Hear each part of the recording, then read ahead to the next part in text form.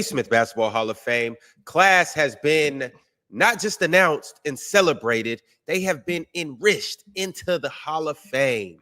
Y'all, talk to me about this class and how you feel about it. And actually, before we do that, to those who don't know, we got Carmelo Anthony, Dwight Howard, Sue Bird, Maya Moore, Sylvia Fowles, the whole 2008 USA Olympic men's basketball team, the Redeem team. And then you have Billy Donovan as a coach, Mickey Arison as a contributor / executive, and Danny Crawford as a referee. Thoughts on this, fellas? I think this Hall of Fame class is one of the better Hall of Fame classes that I've seen in a long time. I think these guys are definitely deserving of being in the Hall of Fame. Carmelo Anthony definitely deserved to be a first ballot Hall of Famer. My question to the panel here, and maybe you guys can sit on it for a minute, are there 10 guys that you could say are better bucket getters than Carmelo Anthony in NBA history? Just 10. Are there 10 guys that when you think about just a pure bucket getter, are there 10 guys that you could say it's 10 guys that I'll take over Carmelo Anthony as a bucket getter? Because think about what the Hall of Fame is. Hall of Fame is, what are you famous for? In addition to what you produce. Carmelo Anthony scored over, and I ain't even just talking about just in his pro basketball career. I'm talking about him overall as a player.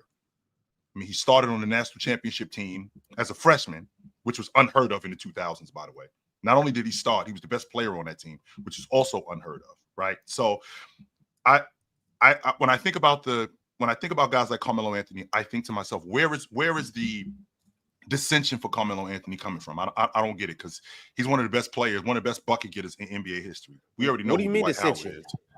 Like, he's not a first ballot Hall of Famer. He really wasn't that good. He was a very selfish guy. And I'm thinking to myself, okay, well, first of all, we can say that about a bunch of different players in the NBA. They all had their flaws, whether it's being selfish, whether it's not being good at something. But Carmelo Anthony, I mean, he was a generational player. No questions asked. He was a generational player. Same thing like Dwight Howard. Dwight Howard was a generational player. He had a 5-year stretch where he was the best big and the best defensive player in the game. I think I can make an argument that Dwight Howard was the most dominant defensive player of his era. I think I can make an argument for that. That includes Rudy Gobert, that includes Kawhi Leonard, guys like that. So, I mean, I think this Hall of Fame class was special, no doubt. I think they got it right with a lot of them. Yo, and before we go into talking about whether there are 10 better bucket getters than Carmelo and whether there should be pushback on him getting in the Hall of Fame, whether we talk about Dwight Howard and maybe he shouldn't have been a first ballot or his career doesn't stack up next to other guys, I would like to introduce my man, Larry Hall, onto the panel. Appreciate you for coming on. Larry has played basketball all around the world. He's played basketball at a high level. He also has other just relations in the basketball world. He works at a high level, throughout the basketball community and all of that. Got some good partnerships. So, Larry, I want to introduce you, welcome you to the panel. Appreciate you for coming up, my brother. How you feeling today? Plus, how everybody doing? Good, W, my man. W relations in the basketball world. That's I hope y'all ready to bring it. Let's do it. With some logic. Let's go. Oh, you got smoke today? That's what it sounds like. Who Larry Hey, I ain't know it was Smokey. Absolutely. You baller, bro. Real quick, I'm gonna debunk what you just said. I mean, based off Carmelo being a bucket, I call those empty buckets. I love Melo to death. Carmelo's win percentage is only 53% compared to LeBron, which is like 65%, and Kawhi is 73%. So we can't put them in the same bucket. So, getting the bucket is very known, but are you getting the bucket that leads to wins? Oh, 100% is leading the wins because he didn't miss the playoffs. So he played 7 straight years. Men lie, women lie, numbers don't. I said 53% win percentage. 53% win percentage, and then LeBron 63 and Kawhi is 73. Yes, and I think those guys are better players. Those guys. Kawhi got 20. Oh boy! This sounds like a Jimmy Garoppolo stat. If I well, that's what I was about to say that, Swiper, because what we're doing is what we're doing is you're taking out everything that them other guys do. So nobody's arguing that Carmelo Anthony is a better player than LeBron James. Nobody's arguing that he's not a better player than Kawhi Leonard. Those guys do other things to enhance their team in order to help them win. Carmelo Anthony was primarily a bucket getter. He's not known for being a defender. He's not known for being a big-time rebounder. He's not known for being a stopper or distributor or anything like that. I tell you what Carmelo Anthony is known for. He's known for being a bucket getter, and those buckets lead to playoff. Those buckets lead to getting to the playoffs. Now, are we going to go deep into the playoffs and win every year? Probably not, because I don't do the stuff that those guys do. But we can't dispute the fact that this guy gets on the floor, and when he gets on the floor, he affects the game as a bucket getter. We can't dispute that. Okay, so in 15 years, we can be talking about Cam Thomas the same way? What? In 15 years, no, we ain't gonna be talking about Cam Thomas. The reason why we're not gonna be talking about wait, stay right here, Ron. No, Ron. Listen, your man came up here. He threw us the pill, and he want to play ones. Let's play ones. Let's rock. So we're talking about Cam Thomas. Cam Thomas has no history of winning anywhere. He has no history of affecting the game anywhere. Carmelo Anthony does. I just told you.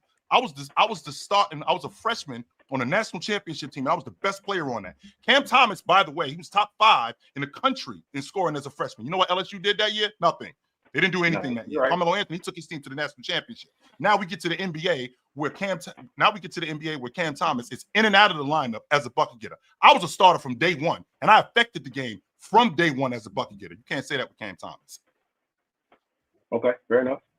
Wait, you don't get credit for winning 3. He was the most decorated Olympic men's basketball player ever up through 2016. I mean, but also, I mean, it does absolutely. I mean, but you didn't. To be fair, you did just name winning percentage. So if we're doing winning percentage, but are we talking it's his award based off his entire collective, meaning from Syracuse through the Olympics, in the league? Because I mean, respectfully, Sue Bird played in 6 Olympics, her and Deanna Taurasi, so they got all the stats because they played 6 Olympics. I mean, if I played, respectfully, to be fair, the Naismith Basketball Hall of Fame is about all that you've accomplished in basketball. Not just absolutely. But I'm just saying, if you get more, I'm just asking the question. If you get more shots, would you make more? If you get what? No, that doesn't necessarily mean that. No. Okay, no, I'm not talking. But I'm gonna make more. It doesn't mean you make more, but the more you shoot, the more you typically are gonna make. The more you make. No, I'm not, and I'm not talking about in a microcosm of just shooting more shots in the game. I'm talking right now just to your point about the Olympics. He played in 4 Olympics. Let's say he takes 10 shots a game versus someone who played two Olympics.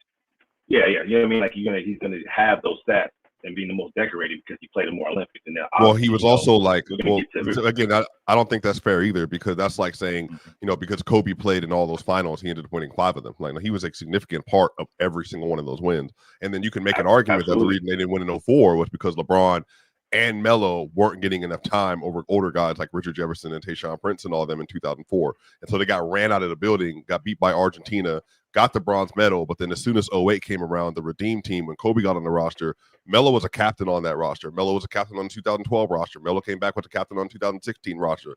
Gold. Dominant performance versus Algeria. Dominant performance versus Argentina.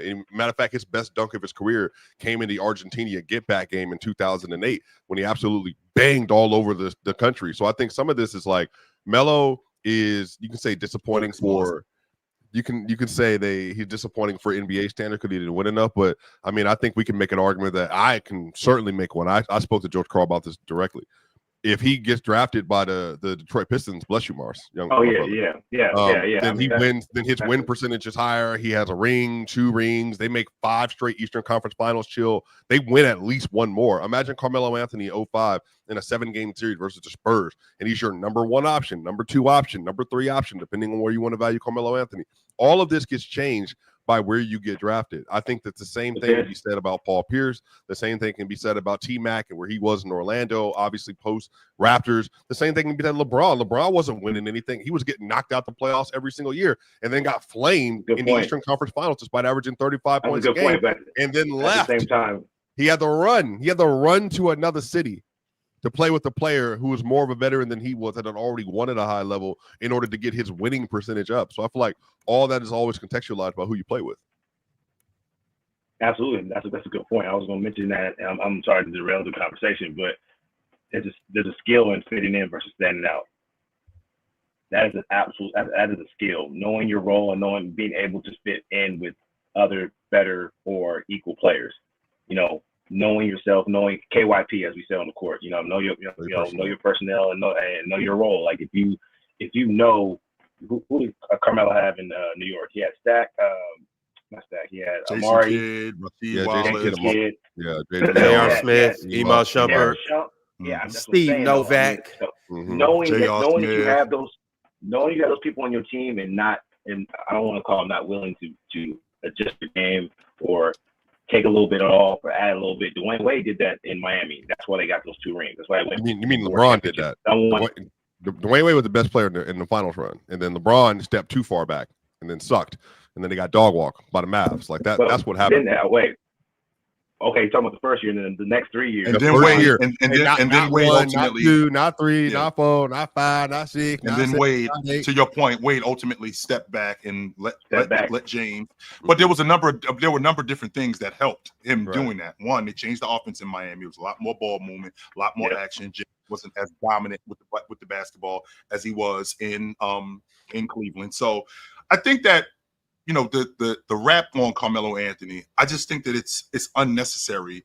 And a lot of it, Swiper, has to do with the fact of who he came up with, right? He got drafted in the same draft with Dwayne Wade and Chris Bosh and LeBron James and guys like that. So that's what he's viewed as, when ultimately him being the bucket getter that he was. I mean, I can't go away from that. And there's no way that he wasn't a first ballot Hall of Famer in my estimation. 100%. Is he empty stats though? I don't know what that means. Wait, no.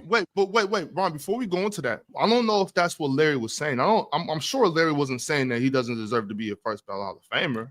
He said he's empty stats. He opened up his soliloquy by saying it was about Yeah. Chill's point of asking if yeah. Melo's a top 10 scorer ever. That's what. Right. I heard all that part. I heard everything. I heard everything Larry said.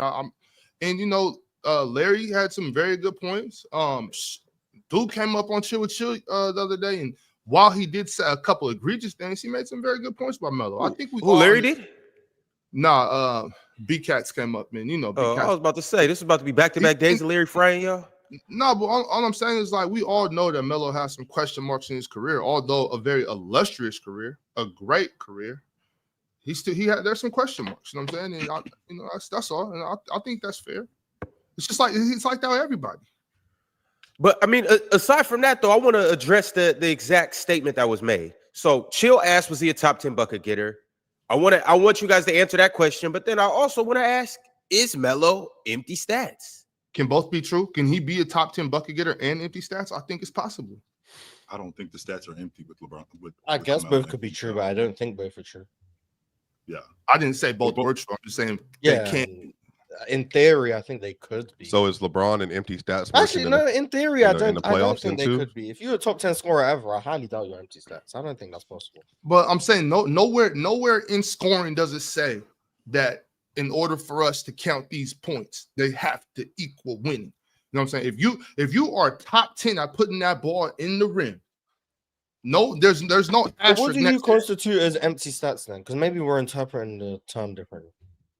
I think there's more than one definition for empty stats. I think people use that in a way, like some people use empty stats for, like, if you're getting your ass kicked, like say if you're down 40 and then you go out there and you put up 15 in the fourth quarter. That's and you empty still stats lose. to me. Yeah, that's empty stats. You know what I'm saying? Or some people, myself included, I tend to try to use the word carryability, where it's like I might score 40, but it's just not doing nothing. You know what I'm saying? I'm scoring 40, but I had to shoot a bunch of shots. I was missing wide open guys over here. You know what I'm saying? So maybe the shots I was taking weren't so impactful that my 40 points didn't really help us win. I think those are another form of empty stats as well.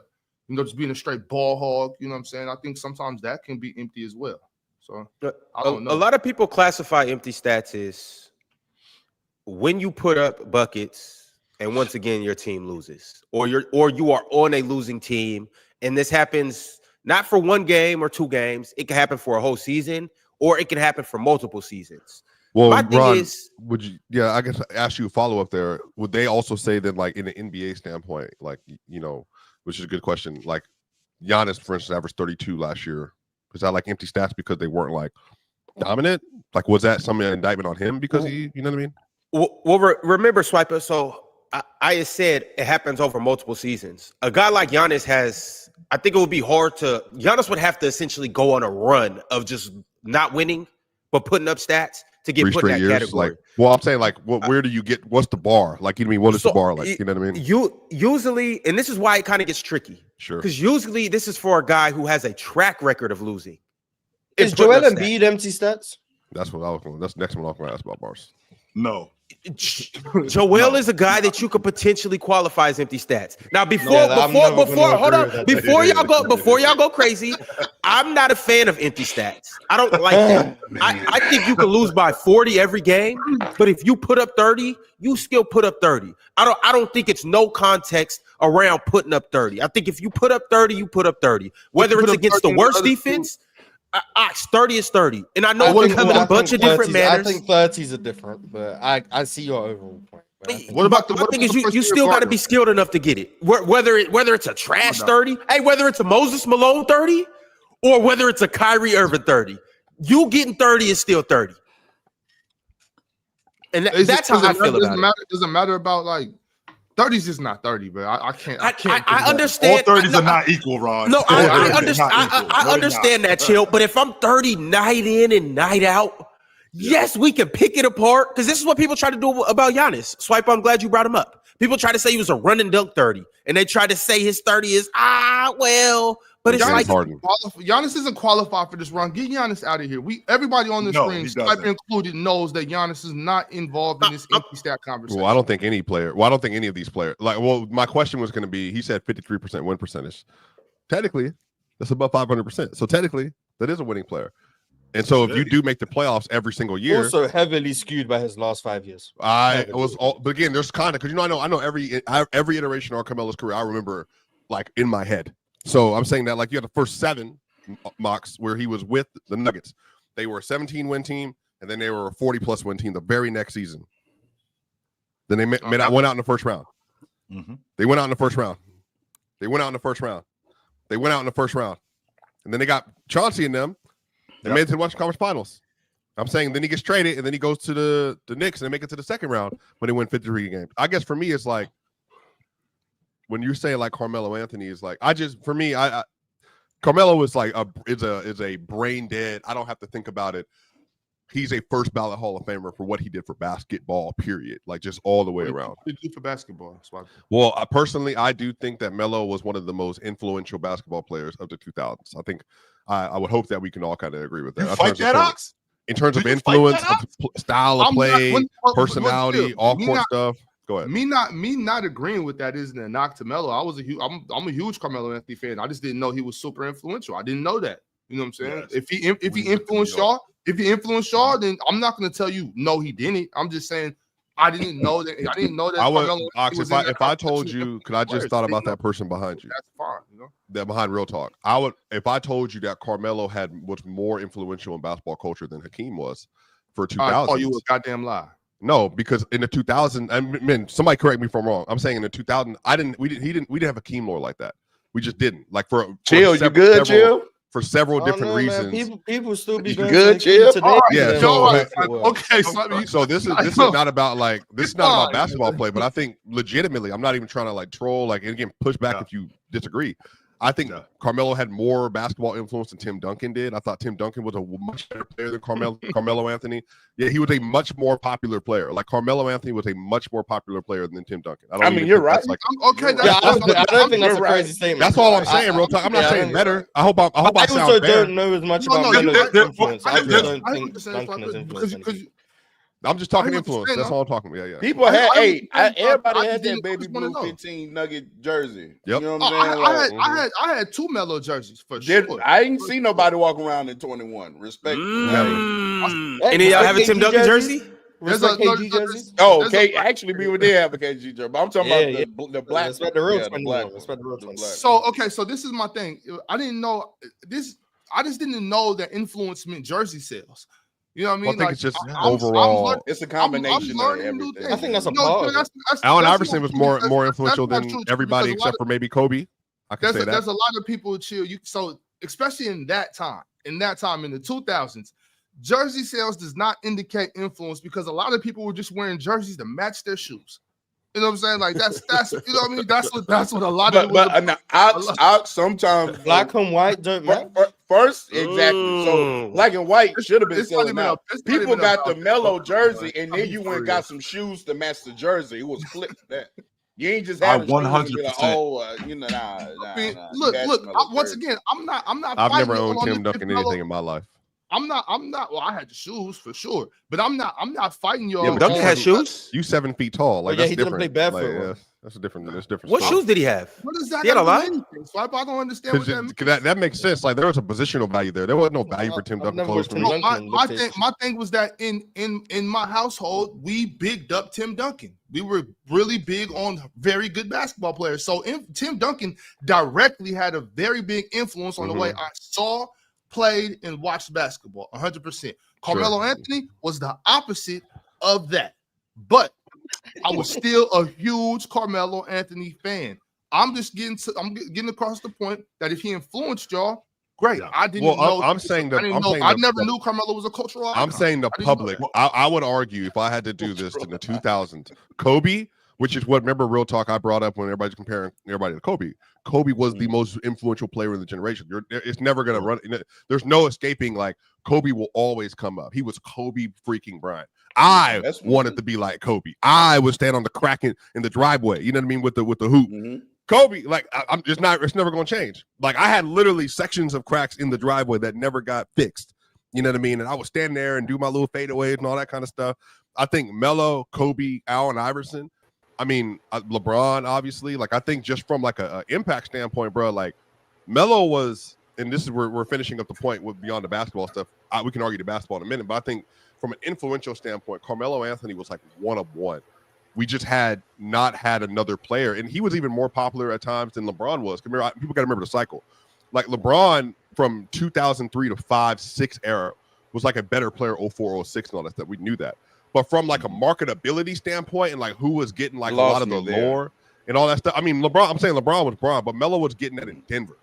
And you know how I feel about it. Denver's just not that kind of market. I'll bring. I mean, you back, LeBron Real was Talk. in Cleveland. I was about to say that was my point, Real Talk, because I was going to bring you back. Yeah, we ain't gonna compare him to LeBron. LeBron probably It looked like he lost you a little bit comparison. when Carmelo Anthony got to New York, early Melo, his popularity got enhanced, right? So he was already popular when he was in Denver, off the strength that they were going to the playoffs, and as good as he was, no doubt about that. But when he got to New York, his popularity got enhanced just off the strength that he was in New York. Now you add his game into that. You add the Melo headband, right? You add the things like the three, and you add stuff like that. And on top of him being a young guy, you got a young guy coming into the game who was basically a kid. Kids gravitated toward him, so they grew up with him. So they wanted to be like Carmelo Anthony. They were inseparable though, bro. Like there was no separating Melo from any of these dudes. Like literally, there was no separating Melo at the time. Everybody thought he was the next prodigy, the next like all-time great. Boom, boom, boom. And again, remember the rookie year stuff. Everybody like thought that in Denver. No. I'm not even trying to be. I'm not. That's what I'm saying. Like, if you feel like it's gas, I'm opening up for the panel. Could I just? This is my perspective. You not gassing it, Swiper. Yeah, Melo. You are. Melo was definitely big deal. Yeah. Come on, y'all. It was a big deal. Let's stop. Especially like after what he Carmelo did at Anthony was just a player. Syracuse, and then he came to the league, won Rookie of the Year. Yes. And matter of fact, LeBron was getting. LeBron was getting. So that's what I was gonna say. Real talk. When he was at Oak, they played St. Vincent, St. Mary, and they won. That was a big deal. And everybody was just like, and him and Melo. I mean, they were supposed to win. Like I know, Oak they Hill, were the better St. team. Vincent, St. Mary's. Come on. But they both dropped the 30 ball, like you know what I mean. And then Melo went to Syracuse, won Jim Boeheim, his only championship. Like it was McNamara. I think Joey McNamara. It was Hakeem Wark, and then it was Carmelo Anthony. And then Melo, I thought everybody up here probably thought, oh, he's going too. We know Bron's going to Cleveland. There's nothing changing that. I thought he was for sure going to Detroit. And then dude went to, they got Darko Milicic. And then here I am, I'm 12 years old at the time. I'm sitting here like, wait a minute, are we finna get Carmelo Anthony? And the world blew up at that point. And then remember, this is how popular he was. His rookie year after the Portland Trailblazers game, which I actually sent in to watch, but Ron's a hater. The Portland Trailblazers game, Melo makes the game winner to put them into the playoffs, basically. And I don't know if you remember this, Real Talk. Bron and Melo were like this. Like they were like this. Bron came to Denver wearing a Melo jersey for the playoff game. Do you remember that? Yeah, I do remember that. So like there was just this like lore about Carmelo Anthony with the braids and the branding and the Jordan Jumpman stuff, the commercials. Like he was everything. And then he was a really, really, really, really good player. But then what happened is once LeBron started to reach a different level of play with like the MVP stuff and everything else, that's when the separation happened. But chill again. But Tell me from Swiper, Swiper, I want to step in right quick though. Go ahead. Can we please not turn this into a Carmelo versus LeBron? No, a Carmelo versus Kevin Durant. Hey, Larry even brought up Kawhi. I want to keep Kawhi out of this too. And also, Larry, I do understand the winning percentage, but if that's the case, since LeBron has his winning percentage is 10% higher than Carmelo's, if that's the case, then I can say Kawhi is better than both of them. Facts. And we not like I don't think we should do that today. I really don't, because I don't think Melo played on nearly as good of a team as Carmelo in 2019 or those Spurs teams, and I don't think he's played on nearly as good of any of LeBron's top 5 teams either. Top 4, maybe 5. Can we? Okay, if that's the case, I mean, I don't know the time frame of everything for the segments. Can we break down their rosters? Melo's roster in Denver was legit. What? What year? Which year? Which year? When they went to the Western Conference Finals. Oh yeah, that was nice. That was nice. They had a squad. They won. But listen, they went to the conference finals. If you same again, we're not gonna make it a LeBron versus Melo situation. Sure. But they were bringing Melo help. Melo had shooters. He had legit PGs. He had one of the best PGs in my personal. Andre Miller sets the table for everybody. I mean, he had a legit Nene back in the day was a monster. He was. He was good. He had, and then they just Marcus literally went and got Marcus Camby. They went and got. They had defense. They had Lennox Clayson. I'm serious, and they had the freak. What was Birdman coming off the bench? No, what was the freak's name that just Kenyon Morgan? Oh, who? Fareed. No, Fareed wasn't there. Fareed was later. Yeah, he was later. No, I'm just saying. In general, they had legit bodies. Yeah, but you gotta remember they weren't losing. Better teams than LeBron. I wasn't gonna say it. You said that. Low key though. Low key though. He actually did for real. He really did. But no, he had Allen Iverson in 06-07, y'all, and then they got dog walked by the Spurs, and probably because AI also, not just Melo, AI sucked in that series. Sucked. They were getting boxed. So, and also too, this is what I'm saying about being fair. Melo is not one of the all-time great individual players. We can all acknowledge that. But he was still a really great player.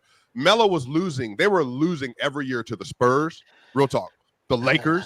Am I lying? Somebody tell me I'm lying. No, you're not lying. I was just expecting. You guys lost to the Clippers one year. Yeah, that's true. But I was expecting for today to be like, I was going to come up here and hear how Melo today would be a cross between Giannis and Luka and would average 42.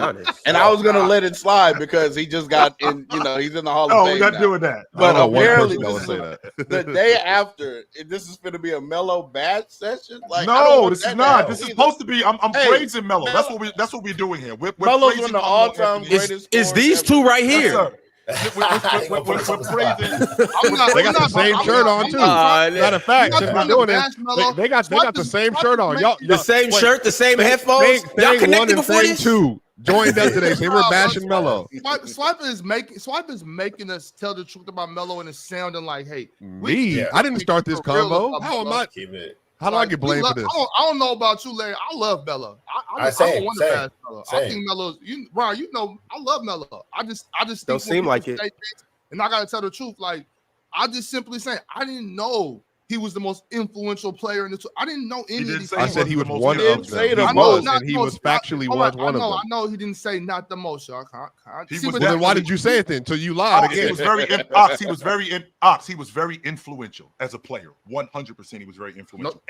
Real talk. This conversation started with me wanting to praise Carmelo Anthony for what he was. Carmelo Anthony was primarily a bucket getter. That's who he was. And not only was he a bucket getter, he one of the best bucket getters, which is why I posed the question to the panel. Are there 10 rebounder for a bucket wing getters? I think he was a good rebounder for a wing. He could have been better. I mean, for a wing, I mean, for a 3 at the time. I don't know how many stars when I think about bucket getters, can I name 10 bucket getters in NBA history that are better than him? Yes. Well, I know one of them for you is Magic. So yeah. So there we go. Right. Real talk disgusting. So is that so nasty? Is that just nasty as hell? Yeah, that's crazy. Yeah. That's nasty as hell. Yo, fellas. Hold on, right quick, Swiper. Once we get back, I would actually try to list the names that are just definitively above Melo as bucket getters. But before we get there, I would like to make a splash in other areas. And that is on the app that you guys need to download if you haven't downloaded it. The link is in the description. And see, the beautiful thing about Splash Sports is that we have 50,000 in the pot for you guys specifically to join in and get in on the competition if you actually know ball and you know what you're talking about. See, here's the thing. You can see the QR code in the bottom right of the screen. And with the Splash Sports app, you get to compete against fans, not against the house. And that makes it so much better for a couple reasons. Why? Because if you have upper echelon basketball IQ, then you don't have to worry about competing against the numbers. You're just putting your knowledge against the other person's knowledge, and the last person standing wins. Now, let me show you exactly how it's done. This is how we do things around here. So you go to SplashSports.com or you go to the app. This is the screen that'll pop up. What you're going to do is scroll down. You're going to go to the contest. You'll go to Survivor 25. And this is how it works. When you go to the Survivor, you'll find the Player's Choice account. You'll join our game. Essentially, all you do is pick your team on a week-to-week basis. Now, you get to choose from every team. Now, it's the NFL season right now. We'll get to the NBA season here soon. But let's say you chose the Chiefs week 1. Well, if you chose the Chiefs, you would have lost. But let's say you chose the Chargers and the Chargers won. Then you advance to the next week. And then the next week, let's say you choose, well, the Philadelphia Eagles. If the Eagles win that week, you make it to week 3. If the Eagles lose, you're out week 2. But let's say you do make it to week 3. And let's say everybody else loses and you get week 3 right. Then eventually you will join the winner's circle and you will win however much that pot has assigned to you. Well, the thing about our Player's Choice pot is we have 50,000 in the pot right now for whoever lasts, well, past everybody else. So once again, if you missed your opportunity to join, don't worry. We extended the deadline to tonight, 8 p.m. Eastern time. You still have a few more hours to join up, and you can pick from the teams that are playing tonight. And if you win, once again, you make it to next week, and you have a chance to continue to survive. What's good, Swiper? Look, I'm telling y'all need to tap into the press box. I told people the Cardinals were going to be the one that you need to rely on. Everybody was talking about, the Eagles and Ravens. The thing is, you got to understand matchups. 8:30 p.m. every Wednesday, 11 a.m. every Sunday. This is the press box. We got a host of great people that know this game. The Cardinals, I'm telling y'all, if you don't know football, Ron, put yourself back on the screen, please. I'm talking to you. You might not like the Cardinals. I get it. They got Kyler Murray. They sound like they're going to drop off this and that.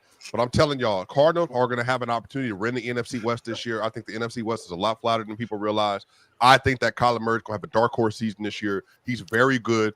Marvin Harrison Jr. had a really good game. They got James Conner, an improved defensive line. Trey McBride is one of the 3 best tight ends in football, I believe. They have a really legit shot at making some noise, including Michael Wilson as well. So shout out to them. My first pick win. I don't know. Who did you go with? You probably went the Seahawks, Ron. Who'd you pick week 1?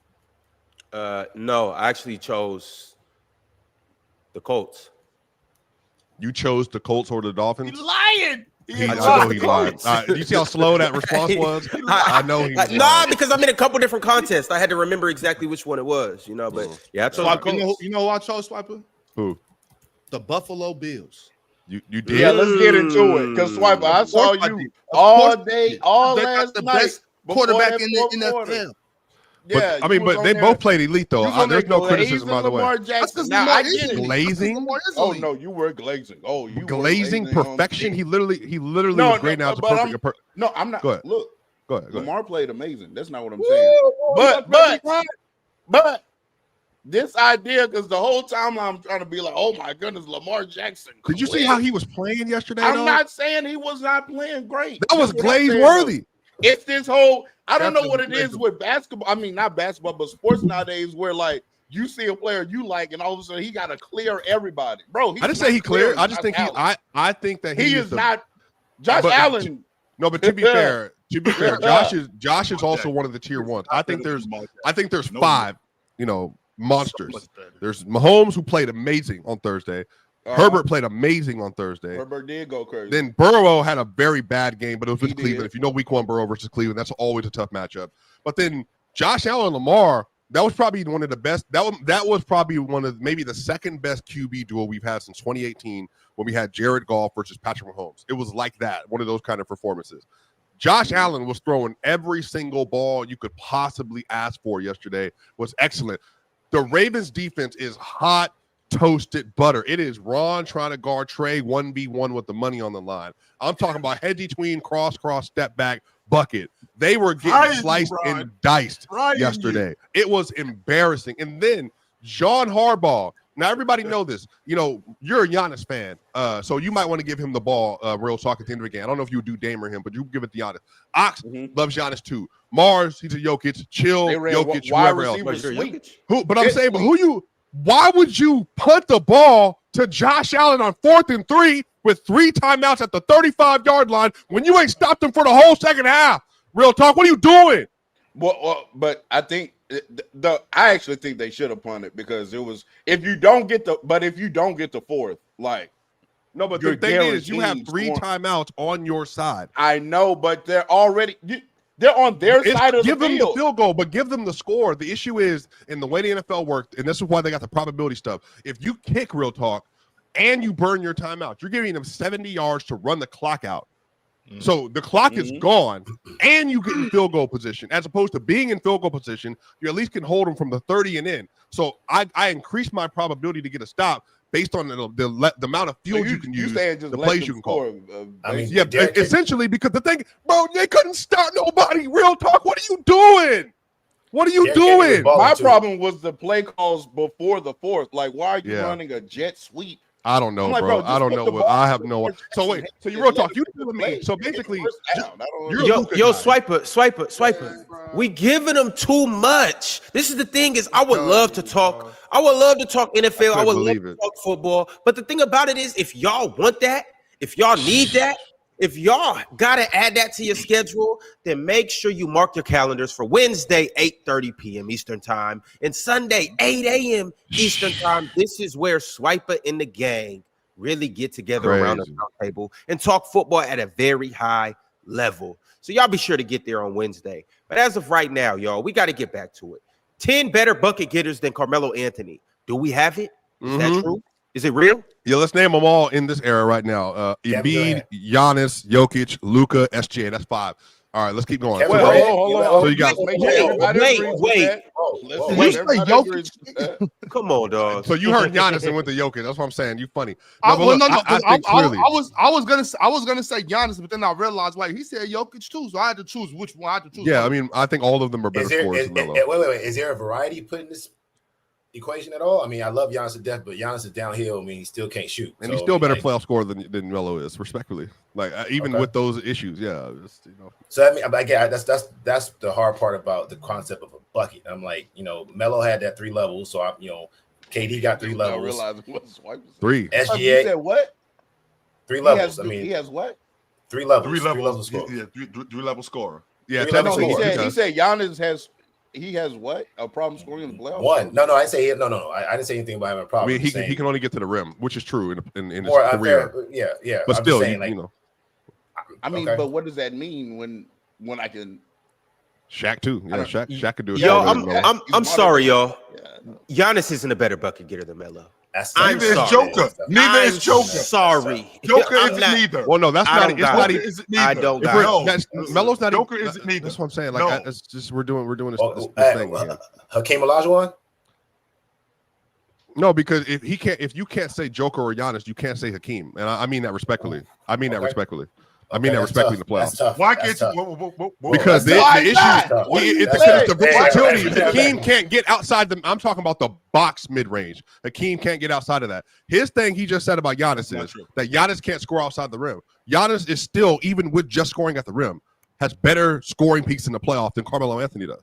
And the real year you can point to Melo is 2009, which I watched from wire to wire versus the Hornets, versus the Mavericks. He was great, spectacular, and then he played versus the Lakers. And a part of the reason they lost is because Melo couldn't get to the bucket. He couldn't score efficiently over that Lakers defense consistently. And he ran into issues in that series. And then if you look in 2012-13, the year he led the NBA in scoring, he went to the playoff that year. He was good in the first round. And then what happened in the second round? The shot fell apart. Like I've watched this happen for Carmelo's career over and over and over and over and over.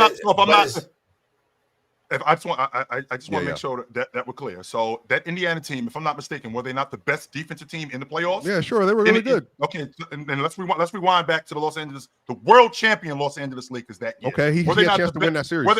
But weren't they not the best defense in the playoffs? They were the best defense in the West.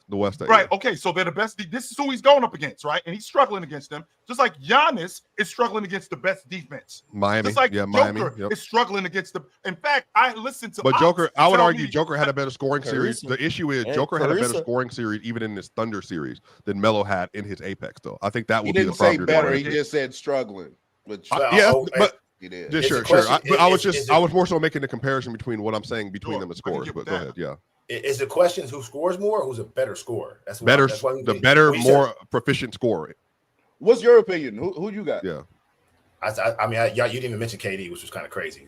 I was going to go to LeBron, Curry, KD, but then Ron came off the mic. So, fair enough. Yeah. I'm just saying, like the people you named 5, I didn't know if that was like a top 5 or just you just throwing out names. So, and then you saying not Hakeem. I mean, at his era, in his prime, I mean, Hakeem gave you a little bit of everything. Literally, I mean, outside of shooting threes, that's the only thing he was doing before a big man. Well, I mean, he said everything. You know. He said a little bit. Everything. Just for that era, it was a little bit. He didn't shoot the 3. Yeah, but I'm saying, but if we're doing for the era thing, for this era, no. I'm just saying. But Hakeem is a better scorer than Carmelo Anthony. I'm not arguing with that. Okay. Is there a difference between a better scorer and a better bucket guy? Are they two different terms, or are they just the same thing? I think they're two different terms. I mean, a bucket getter and a scorer, they're two different things. They're two different. Okay, so a bucket getter encompasses versatility and bag and all that stuff, and scoring is just like. Respectfully, literally scores. As a Giannis, is a literally a Giannis. By that definition, I can understand the pushback for certain names. That's why I wanted to get that clarified. But Hakeem got going to well, do you think bigs can be part of this conversation at all? Like, is Kareem a better bucket getter than? I mean, for the Scott, I think he's a better scorer. But is he a better bucket getter? No, he's a scorer. Okay. I think Kareem tricky because he was just. No, he ain't tricky. He's not tricky at all. He couldn't score outside. He couldn't score outside of 10 feet either. So like, no. Yeah, but I'm not doing this. 85% of his points came from 10 feet in. I'm not doing this. Yes, you are. Okay, his points did come from 10 feet in, but the skyhook definitely was from 10 to 15. One skyhook, yeah, the most unstoppable move maybe ever. I've said this to you countless times, Swiper. I don't care how many guns you got on the table. I agree. We're on the same place, but now we're talking about bucket getting. You don't agree, actually. Swiper, there could be anomalies in bucket getters. Like we're talking about bags and things like that. Versatility can't be an anomaly. But I'm not saying he can't. I'm not like if Kareem's in there, then Giannis is in there too. And those two are two exceptions. All of the bigs are then. Like but here, this is my only pushback to that, Swiper. Is Hakeem is the one exception to all of these guys, no matter what. Because what I was giving you on the block was second to none. Up and unders. I'm giving you hooks. I'm giving you post fades. I'm giving you spins, quick spins. I'm giving dream shakes. All of that. But do Shaq then. Like Shaq was literally unstoppable from the box in. No, but it's a level. It's a level between Hakeem and Shaq in terms of just bag work and block work. Are you just talking about like if you're just doing straight post moves? Then I don't know, man. That's what I'm saying. It's a losing battle. That's crazy too, by the way. Shaq had a little shake, but he didn't have. Yeah, Shaq had it too. He didn't have the dream shake. What about Dirk? What about Dirk? Somebody said Dirk. Dirk's better than Melo. Dirk's better than Melo. No. Is he a better bucket getter than Melo, bro? I'm not listening. I'm asking. I'm not asking Mars. I'm asking you, brother. Do you think that Dirk is a better scorer, a better bucket getter than Melo? His name is Larry. Larry, sorry. But the way he's been cooking, you got to call him Lawrence. Is Larry short for Lawrence? Oh, okay. It is. My mama, that's what my mama called me that. But respectfully, I'm gonna call him Lawrence.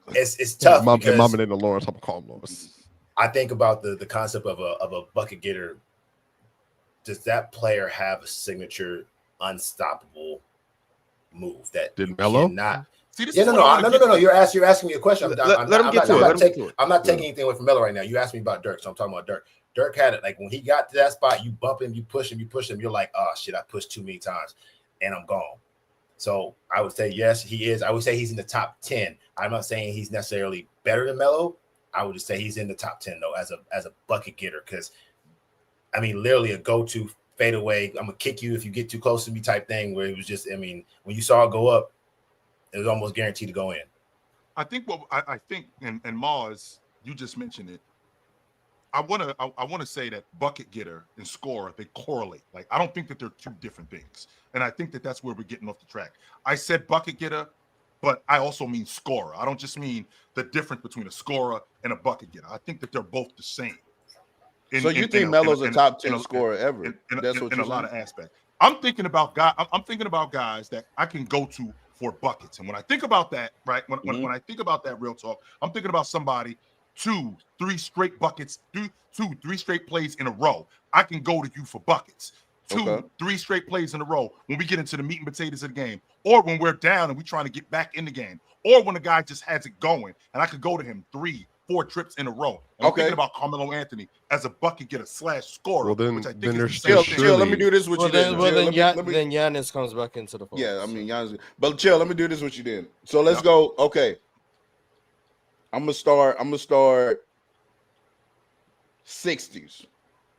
Any bucket getter is better than Melo in the 60s for you? I think we can have a conversation about Jerry West. Jerry West. Okay. Yeah, I think we 70s. can have a conversation about Rick Barry. We can have a conversation about Rick Barry. Doc. We can have a conversation about Doc. Okay. Jabbar too, 100%. Let's see. I assume he just Bob forgot Wilt from the 60s. I assume he just I forgot Wilt. I didn't even mention Wilt. But you think Wilt's Wilt's a better You include Wilt? I didn't even mention Wilt. That's why I didn't even say that. Is he a better bucket getter than Carmelo Anthony, even though he's less versatile? I think so. Wilt Chamberlain. He thinks so. Okay, so we already at 5. Man, Wilt had that fadeaway. I don't know what we already at 5. Okay, let's go to I ain't say we Bob already McAdoo. at 5. Yeah, I didn't say Bob McAdoo either. 6 now. We're at 6. Let's go to the 80s. Mike. Magic Johnson. Larry. Magic. Dr. J. Gervin. He already said Dr. J. Oh, okay. Yeah, I already said Doc. So we got what about Moses? George What about Gervin? George Gervin. Gervin, yeah. Yeah, Alex English. We already said Iceman. Alex English. I think Carmelo was a better bucket getter than Alex. What about Vinny? No, he ain't do it enough. He ain't do it enough. Okay, not he did on the big stage. Alex, Though. we're at 9. We're at Sure. 9 right now. Not okay. Sure. 90s. So AI. Jordan, 10. Dominique Wilkins. Jordan, Dominique Wilkins. 11. Carmelo. What about let's say Melo. We just said better than Dominique. We already said Olajuwon. No, we're bringing up names. I'm not putting these guys ahead of Carmelo Anthony. I'm bringing up names. All right, Charles Barkley. Yeah, I'm just bringing up names like Malone. Chris Jackson. Chris Jackson. Ooh. You don't know who Chris Jackson is? Yeah. Mahmoud? Yeah. Mahmoud Abdul-Rauf. Yeah, Mahmoud Abdul-Rauf. I mean, respectful. I should have called I'm bringing up names. Bernard King. Also, Bernard King wasn't in the 90s. He was in the 80s. I'm sorry. A little bit in the 90s. A little bit. He made the All-Star team in 91. Sure, I can get with that. But then there's those are the guys that I'm thinking about off the top of my head in the 90s. Bryant didn't become that bucket getter until the 2000s. Yeah, he didn't become that bucket getter. David Robinson? 100% David Robinson. But I think Melo's better than him. Even though he did lead the league in scoring and scored 71 in the game. Yeah, right. Yeah, I think Melo's not better than Melo 62 versus the Bobcats. Mm-hmm. The who? Yeah, he did do that. Against Charlotte, yes. He said the who? Who they have guarding? Crash? No, Michael Kidd Gilchrist, bro. It was a show. It was a show. That's terrible. So that was in the that's in the 90s. Mitch Richmond, I think Carmelo Anthony's a better bucket getter than Mitch Richmond. I've only heard you say that for like 2-3 of the names we brought up, and we're definitely past 10. We had like 15. I think we're gonna realize he's not top 10. Yeah, that's what I'm saying, Mars. That's the conclusion I'm getting to. He's not a top 10 scorer ever, respectfully. Because I think you can name like 3 or 4 right now playing that's better than him in scoring. I think you can name 5, and then they're all dead set in my brain who they are too. Maybe is SGA a better bucket getter than Carmelo? Yes. The interesting concept though about getting I don't think twice if I'm being honest, but the interesting concept is Jason Tatum Time out. Hold on, chill. Wait a second. I just got to push back on the SGA a little bit. Now, I understand SGA led the league in scoring last year. Twice. I understand SGA's a mid-range demon. I understand SGA's averaged 30 for 3 straight years. Mm-hmm. All I'm saying is I believe Melo would do the same exact thing in these last 3 years if you drop him in the NBA. I believe that there's a chance. Yeah, because you go add 5 points. But do they get a chip? If you put SGA, if you put him OKC, do they get a chip? Melo? See, this is what I'm saying. That like we're going into something different now. If you just take away that primary ball, you can't just take away that primary ball. Melo can't make 29 passes a game, Mars. Not like that. No. What do you mean not like that? Melo's better passer than SGA. Melo was for sure better passer than SGA. I'm not doing this. That's a full circle comment. He was for sure a better passer than SGA. Absolutely. Well, yeah, for me, yes, absolutely. I watch Melo down. That's a full conversation, though. That's you gonna run a poll? I don't run the poll's gonna be biased. I'll run the poll. The poll's gonna be biased. No, the poll is gonna give their opinion, just like you did. Carmelo Anthony is not a better passer than. Wait, are you kidding me, y'all? SGA was making 29 passes a game in the finals. They literally said we're gonna make you pass. How many passes per game does Melo average in the finals? I don't know, but if you put him in OKC, he can make 40. He can make 40 if you ask him to be a lead option. Either one of them. I don't think either one of them is like in a elite. I agree. Oh, I'm okay. Why are we? I agree. Real talk. Well, in NBA 2K, SGA has 98 pass accuracy. I don't know why. That's crazy. Okay, that's real talk. What we're doing is we're turning this into something else. Carmelo Anthony being a distributor and a better play. No, we're talking about a bucket getter. Matter of fact, outside of Sebastian Telfair, right? Outside of Sebastian Telfair, the only time I've ever seen anybody do that was Melo. That was it. Well, the reason that was a Carl Anthony Towns pass.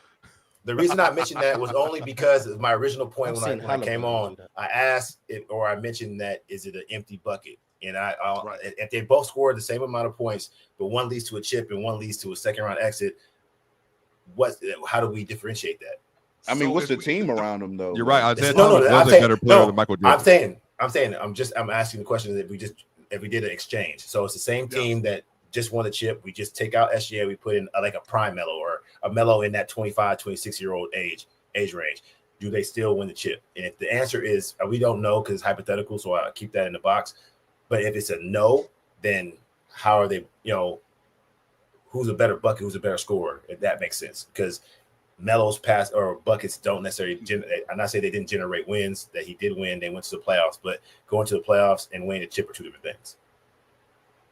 I mean, they would be asking Melo to do what SGA does, which is like operate at the top of the key and isolate and play pick and roll. If they do that, then I don't. Been so cold in that real talk. But I don't. To me, I don't know if this is a hot take, but I do think that Melo bag stuff definitely gets a tad overrated because I don't think he's that special off the dribble. I'm sorry, like ball in hand. Excuse me. Ball in hand. Like tween, like Melo had a better handle than Bron did. What are you talking about? Melo not That's that. random. Now Melo is a god. He's a better off the dribble shooter than LeBron was. You're not getting. That's random too. You're not. That's not what I'm talking LeBron about. off the dribble shooting isn't the greatest. I don't know what kind of. I'm talking about how Shea. You see how Shea? They ask Shea over and over again to beaming. Like that's not Melo's game. Yes, it is. Melo what are you talking about? What are you yapping about? Player. You are Melo handle, dog. You don't get real talk. I say this respectfully. You don't know what you're talking about. Melo had a big. Melo had a hand. Melo can break people down off the dribble like SGA. Yes. No. It doesn't have to be like SGA. Like obviously, I understand you're trying to make that comparison. Cool. I'm not saying he has a better handle than SGA, but Melo had that thing on a string. Absolutely. Melo was shaking people in and out, blowing by people. Melo was doing that. He didn't have to do a lot. Matter of fact, it was moments where he did. I'll say this definitively. Melo had a faster first step than SGA could dream of. I'll say that right now today. Well, that's for sure. But Melo's first step is different. Melo's first step was literally an alien. Like it was an alien moving in hyper speed off the first step, bro. Yeah, he was getting by people. I haven't seen many people with a first step like Melo. But yeah, I think there's something to be said though about being for Melo, which I always appreciated as a fan. his ability to get to his spot, that jab step, two dribble, two-handed flush that he used to do back in Denver, elite. I mean, you knew it was coming. You couldn't stop it. Bro, I seen Melo chill. I seen Melo go bait. Melo gave 4 Celtics in and out. I'm talking about boom, all the way to the rim. Like Melo was a crazy handle for a wing. I think what Real Talk, I think the point that Real Talk is making is how we talk about guys having bags today and how often they show it. Carmelo didn't do that on the regular, according to Real Talk. That's what I'm saying. Melo was not at the top of the key. Bing, like he's not doing it over and over. Melo was a more efficient jump shooter, not many people in that era were, to be fair. Yeah, I know. I think I've seen you post a tweet about that. But even like, I don't even think he has that better than like a T-Mac when T-Mac was going. I don't think he has that better than a Kobe when Kobe was going. Can I say this though, Real Talk? With T-Mac in that combo. I think T-Mac's a better scorer than Melo. I do too. With that being said, though, Real Talk, can we also say, is there anybody who got to it quicker than Carmelo Anthony? Like, is there anybody who didn't? No, I would give him that. I would give him that. You know, Melo was a jab, pull up, jab, 1-2. You know what I'm saying? Like, Melo was very efficient. But Melo would cross you and bang on you though too. There was an era where he was doing that for years. It just it changed based on the offense around him and became more of a pull-up shooter. But I think people forget Melo was consistently driving by people, getting to the rim for years. It's just that the game morphed around him until he then adjusted based on the needs and personnel. Because he always had a big man in the paint. So then he just became a more dominant outside shooter. But prior to that, Melo would consistently be able to drive by. Again, everybody correct me if I'm wrong, Ryan. Everybody, people up here old as me. Melo would do this to anybody. I'm talking Kobe or Test, like Bowen, anybody that was in front of him. He was able to cross, especially that right to left that he had. Back the other way and getting by, going to the rim for a layup for a dunk. Chill, right quick, chill. Hold that question. We'll get right back to it. But I gotta let you guys know, in case you miss Melo, in case you miss the GOATs from yesteryear, this is what you don't want to do: is let one of the best scorers of your era go by, and you don't get in the game to see him. So here is exactly what you need to do: download the Gametime app, and you will have access to the best seats in the house at the best possible price. And the most beautiful thing about the Gametime app is that it shows you the full price up front, and it doesn't give you no shady back-end fees. So what you see is what you get. And then on top of that, if you're a procrastinator like me, they have last-minute deals all the way up until the kickoff if you're going to NFL games, all the way up until the first pitch if you're going to baseball games, or all the way up until tip-off. The price goes down the closer it gets to game time. The prices just drop. And that's what we love as sports fans. So here's what you need to do. Download the Gametime app, use my code PLAYERS, and you will get $20 off your first purchase. That's right, $20 off. Don't miss out right now. Download the app, get in the game, get legit tickets at the lowest prices and the lowest stress point possible. Go ahead and make that happen. Chill, as you were saying.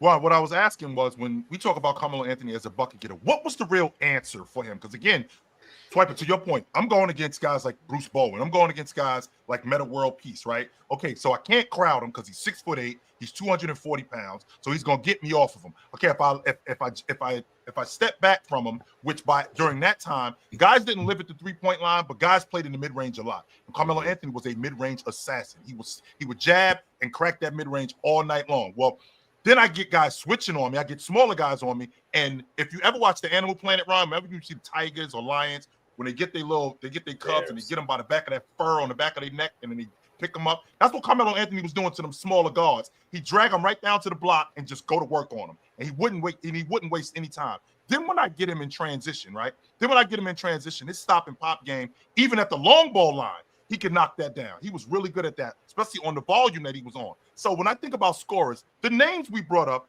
100% respectable. But when I think about a guy being impossible to deal with one-on-one, especially when he get it going, I definitely think about Carmelo Anthony. But chill, this is why I want to say this about Melo right quick. Like, we can list all these guys and say that they're better scorers. I think it's a smaller list of bucket getters if you want to classify that, if that's something that you like to do. But one thing I do want to say about Melo, and we've seen this with Team USA, I believe that there's only one guy better than Melo that you can just pick up and put in any situation, on any court in the world, and he's good to get money. No matter what the circumstances is, as the number 1 option, the number 2 option, the number 3 option, off ball. That's crazy. No, just listen to what I'm saying, though. I'm saying at any position, I could put him at the 4. I probably can't put him at the 1, but I'm saying you could put him in multiple different scenarios, and he would thrive no matter the situation. As the 1, as the 2 option, as the 3 option, I could put him on the wing. I could put him in the post. I could make him the primary ball handler. He's talking about the Olympics. With Team USA. We routinely saw him do that. Routinely. But Melo, also real talk. I do want to say this. Carmelo never hype up his playing with LeBron, Kobe, hold on.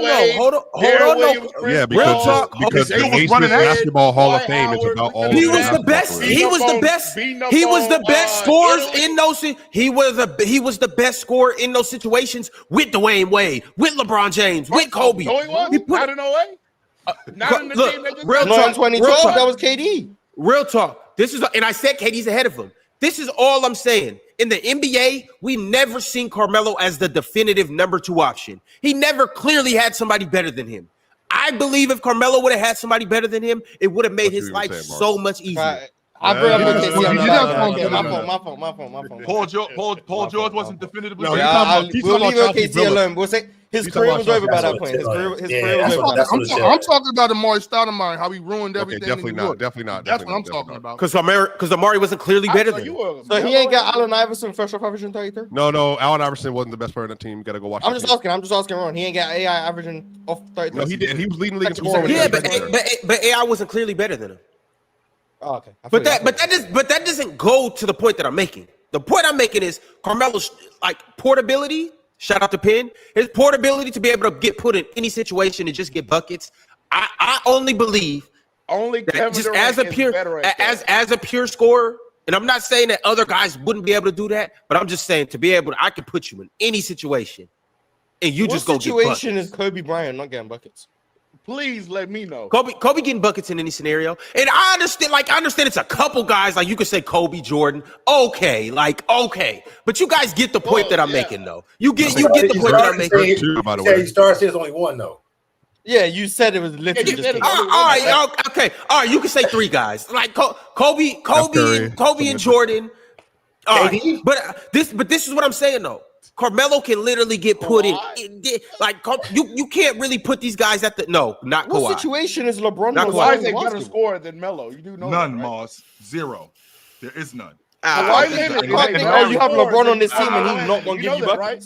You do know that, right? But here's the thing though. LeBron's gonna be the number 1 option on every team. I'm talking about you could put Carmelo I'm talking about you could just put Carmelo as a spot up shooter in the corner, and he's going to thrive. Mm-hmm.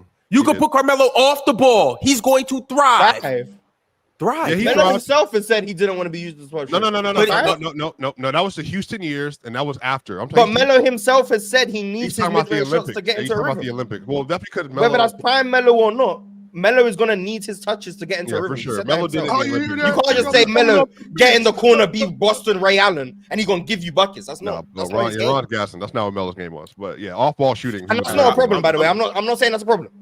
But by Melo's own admission, you can't just put him in Ray Allen's role and be like, oh yeah, 25. Like that's just he's not going to do that. No, that's not going to happen. But there's nothing wrong with him not being able to do that.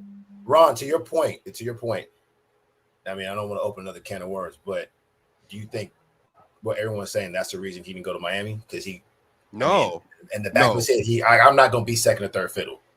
No. It was the money. Remember what it was like a couple million dollars. No. A couple million is a lot of million. Y'all gotta remember. Didn't Melo just say that's why he could have went there, but he didn't? Yeah, Melo. Yeah, so it was. I just covered this on Lockdown Nuggets the day he went in. So what happened is Melo had a 5-year offer, and LeBron had a 5-year offer, and Wade in them. But then LeBron and Wade told Melo take a 3-year deal.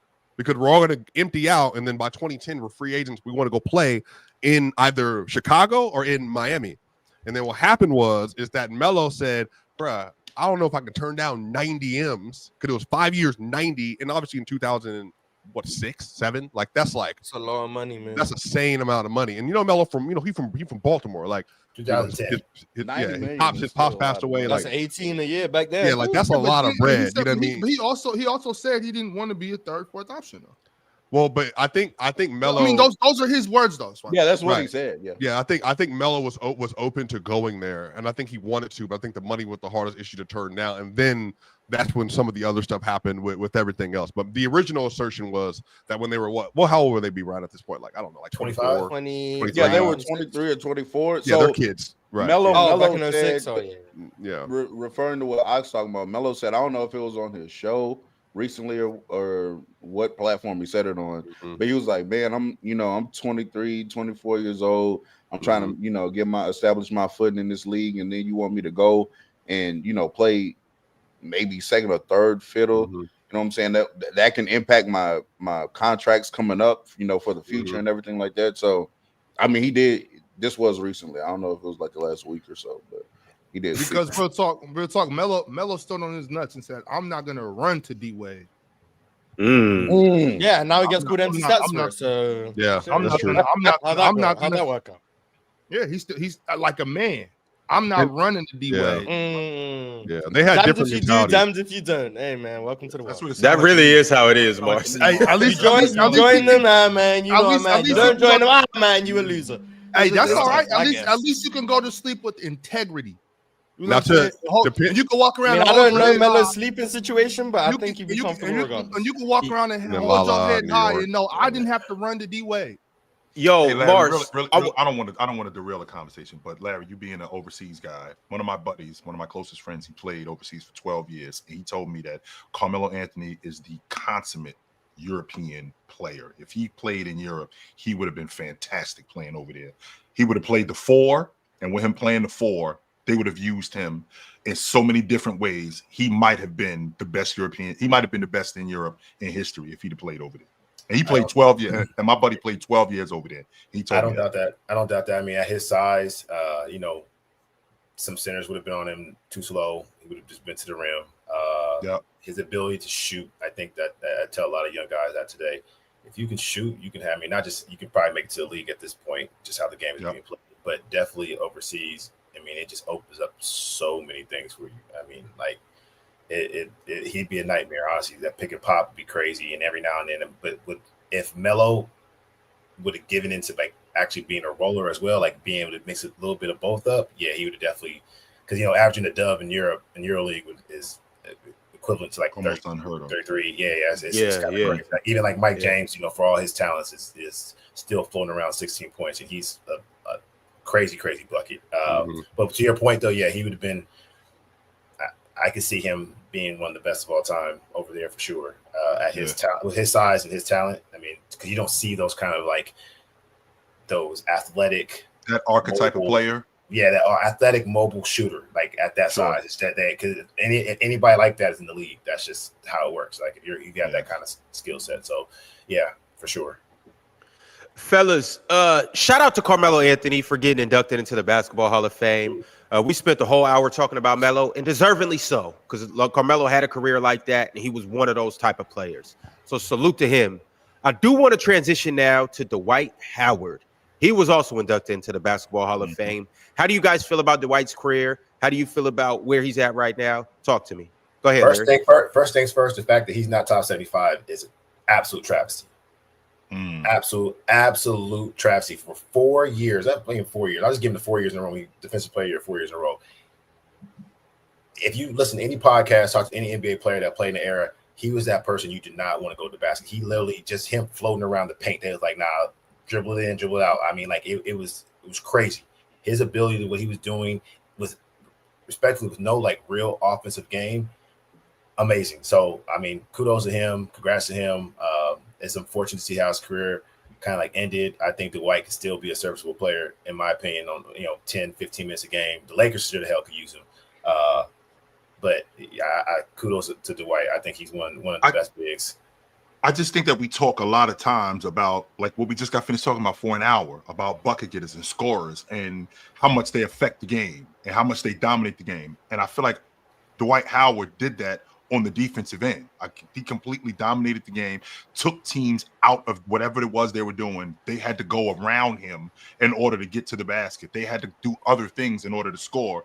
And just him as a scorer, he affected the game a lot of ways that people don't give him credit for. I think the biggest problem that we have with Dwight Howard, let's take the antics off the table for a second. I think the biggest problem that we have with Dwight Howard is who he came behind. So Ox, he was the next iteration of the big man. So follow me what I'm saying here. He was the next iteration of the big man. What I mean when I say that is he's coming in behind Shaq, Olajuwon, like these guys are moving forward. So that David Robinson, Shaq, Olajuwon, Patrick Ewing. So Dwight Howard is the next iteration of the big man.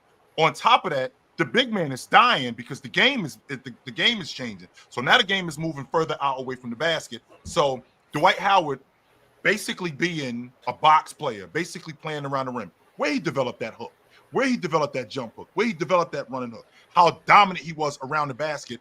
I think that was who he was in terms of just being a big guy. I think the problem was the big man was dying, the game was changing, so it affected his game, but we completely forget how dominant he was as a big guy for the stretch he was. I think it was 5 straight years where he was the best big in the game. I mean, think about it this way. He gets underrated. I think his offense impact is underrated as well, though. He was the first real lob threat. He was a real lob threat, an offensive rebounding threat, and also he had a basic drop step. He had a basic jump hook. He even developed that mid range to the little bank shot. I'm not saying he was ever Hakeem or anything like that. I would never say that. But when I hear people say things like, "Oh, he couldn't score," or he was basically useless, he was Rudy Gobert, I think that's majorly disrespectful to Dwight Howard because he got a lot of that. He developed it too. You know what I'm saying? He had, like I said, the basics, the basic jumps, the basic jump hook, the basic drop step. He had that. And then when he got that little spin move, like, all right, Dwight, that's all you need right there. You know what I mean? In the lob threat, like you mentioned, he was a real lob threat. So I think Dwight, then his offensive rebounding, his offensive rebound, extra possessions, and just being a monster, going up strong, hanging on the rim. I think Dwight gets super underrated, and I think he definitely got snubbed for that top 75. He threw a monkey wrench in that 75 players better than Dwight. I can't do that. Yeah. Also, very quickly, I saw somebody in the chat before I get to Dwight Howard, though. Somebody said Carmelo didn't have a great career. And I don't know, like, what's wrong with you people. Like, if everybody's not going to be LeBron James, Kobe Bryant, Michael Jordan, and that's not the only qualification for a great career. The man played like 19 seasons. He's top 10 in scoring. Like, I don't know how that's not a great career, respectfully. But Dwight Howard, I do agree he should have been on the top 75. And what Ox was saying, I definitely agree. Definitely had a little bit more to the little offensive scoring bag than people want to give him credit for. I actually think it kind of really started manifesting itself once he left Houston, but he was kind of outside of his athletic prime at that time. Like, you know, Charlotte Dwight could get a little bucket. You know what I'm saying? But yeah, shout out to Dwight Howard, one of the best defensive players ever. I'm looking at this title though, and it says 2025 NBA Hall of Fame class announced: Melo, Dwight, and Moore.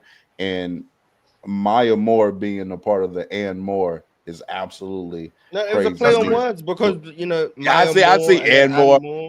I get it. But with that being said, though, real talk, you can't put Maya Moore's name on there and not Sue Bird. If you got to do one, you got to do Sue Bird. Maya Moore got 15 rings. If y'all know that, 15. Real quick though, y'all. I got to be a W host since Ron left, and we only do W host things when he's gone. Yes, sir. So let me go ahead and read this $100 super chat, y'all, real quick. From You're Running 5.7, he said, the goal is to put the ball in the net. If I can do it more than you at a way better efficiency, more consistent, more consistent, I'm sorry, I'm a better bucket getter than you. Just because it's one move like a Giannis, Kareem, Shaq, ain't my fault. You can't. Kareem, not Hakeem. Kareem, Shaq, ain't my fault. You can't stop it. Why make it hard on myself to try something else? Especially when I can just do this and you can't stop it. I just keep doing it until you stop it. That's it. That's virtually it. And what I wanted to ask you guys, of this generation, is there a better defender than Dwight Howard? What's this generation? Since he came in the league, Dwight Howard showed up in 2004. Up until 2025, is there a better defender than Dwight Howard? No. I say Rudy. Leonard, Gobert, Draymond, Rudy No. Gobert, Anthony Davis. Draymond, Leonard, Anthony Davis. not. Is there a better defender than No. Dwight Howard as a defender? And I'm talking about dominating the game because I saw Draymond dominate the game as a defender. No. I've seen Rudy Gobert shut the door on teams as a defender. Yes, I have. The point I would make about Dwight being the best is, again, we got to think about it in totality. Jameer Nelson, Hedo Turkoglu, Rashard Lewis. He had nobody out there but himself. And for them to be, like in regards to defensively, who was the defensive You're player? talking about on defense. No, Mikael Petrus. Yeah, Petrus out there. Petrus, okay. Courtney Lee. Rashard Lewis was serviceable. Rashard Lewis wasn't terrible. That's a Courtney Lee. Serviceable. Okay. All right. Yeah, Hedo too. Hedo was serviceable. He was serviceable. He was serviceable on defense. I know you like Hedo, but I mean, you ruined Chill's point. You ruined Chill's point. If Hedo's serviceable, then it's a wrap. Then all together. Then I mean, because Hedo wasn't no defender. Well, the reason why he's saying Wemby. I forgot about Wemby. Wemby. He's still young. So that's what I'm saying. Like Wemby, like really, he could be 14. If I think he's better, I think he's better. Do you think Wemby today? At the year 2, Mars, you watching Wemby, you think he's a better defender than Dwight Howard ever was today? Maybe. Based on his rim protection. We got to see it for a full season, though, before we just start. Because him playing 46 games, I just think he might just forget how to protect the rim if he plays enough. No. That's not what I'm saying. But like, I am starting to. Because I've been compiling a lot of lists lately. Shout out to Gifted. Check that out over there in playback. But players who play like these short amount of times, like 35 games, and then they have a great 35 games, and then now we're just supposed to rank them over. Like I'm starting to see that's a trend, and it's almost being to the player's benefit. Zion is the player we were talking about, by the way, Mark. But like it's to a player's benefit to play like 35 games and you have a really good 30-game stretch, and then we have to act like you're better than these players playing 65, 70 something plus games when they play enough games to have good stretches and bad stretches and have this run and then not do so good the other week. But those little game sample sizes, you gotta do it for a period of time. Absolutely. What if I'm just better than? Better is better, but still, you have to do it. Better is better. Yeah, but there's obviously a line because Wemby's better than Mikal Bridges. Yeah, obviously. So, what if I'm just better than you? I'm more so talking about when you start comparing to other elite players, right? Yeah, so what I'm saying is, if Wemby, Embiid is better than Bam. You're missing. Okay, I'm not saying that. He is better than elite players. But okay, and they've been Bam around is for quite not a while, though, in Boss. Wait. Oh, okay, my fault. Here's the difference. Here's the difference. Real talk. Those Embiid guys is better than have been Donovan around. Mitchell. They've been around for quite a while, and Embiid didn't just walk into the game. Embiid been missing games for my whole life. Yes, he has been, Mars, but you also seen Embiid for a stretch too. You've seen him for a long time. I've seen Wemby play over 100 games in the NBA. You didn't see Donovan. You didn't see Joel Embiid in year 2 and go, yo, he better than Donovan Mitchell right then and there. Did you say that? 2018 Embiid. Okay, Donovan Mitchell just showed up that year. Donovan Mitchell had just showed up that year. Donovan Mitchell had just. But that was also Donovan Mitchell's rookie year. Yeah, that was his rookie season. Dwight But Howard. yeah, he was better than Donovan Mitchell. So. Okay, so Dwight Howard, who has done this, because to your point about rim protection, he has done this consistently over the course of 5 years, and in terms of being an elite rim protector, he's always been a great rim protector. But there was a 5-year stretch. There was a 5-year stretch where he was in. There was no better rim protector. There was no better paint presence in the game. That includes Tyson Chandler. That includes those other big guys who were running around during that time. That includes those guys. I can say the same thing about Wemby, but in a short period of time. So you being consistent, I can appreciate your logic of the eye test, but to see you do it a little bit more, I can't just come to the park and go, yo, he nicer than him, but then he was only here twice. Can I see you be nicer than him for a little while longer? Can I see that? You As can. opposed to I'm me not. just going? I also said maybe. I never said Wemby's better than Dwight. I just said maybe. Like I would think about it. I would have the conversation. If the only argument against Wemby is longevity, then I guess that we don't need to have the conversation. I think there's arguments that are away from longevity, like just away from the fact that he's young.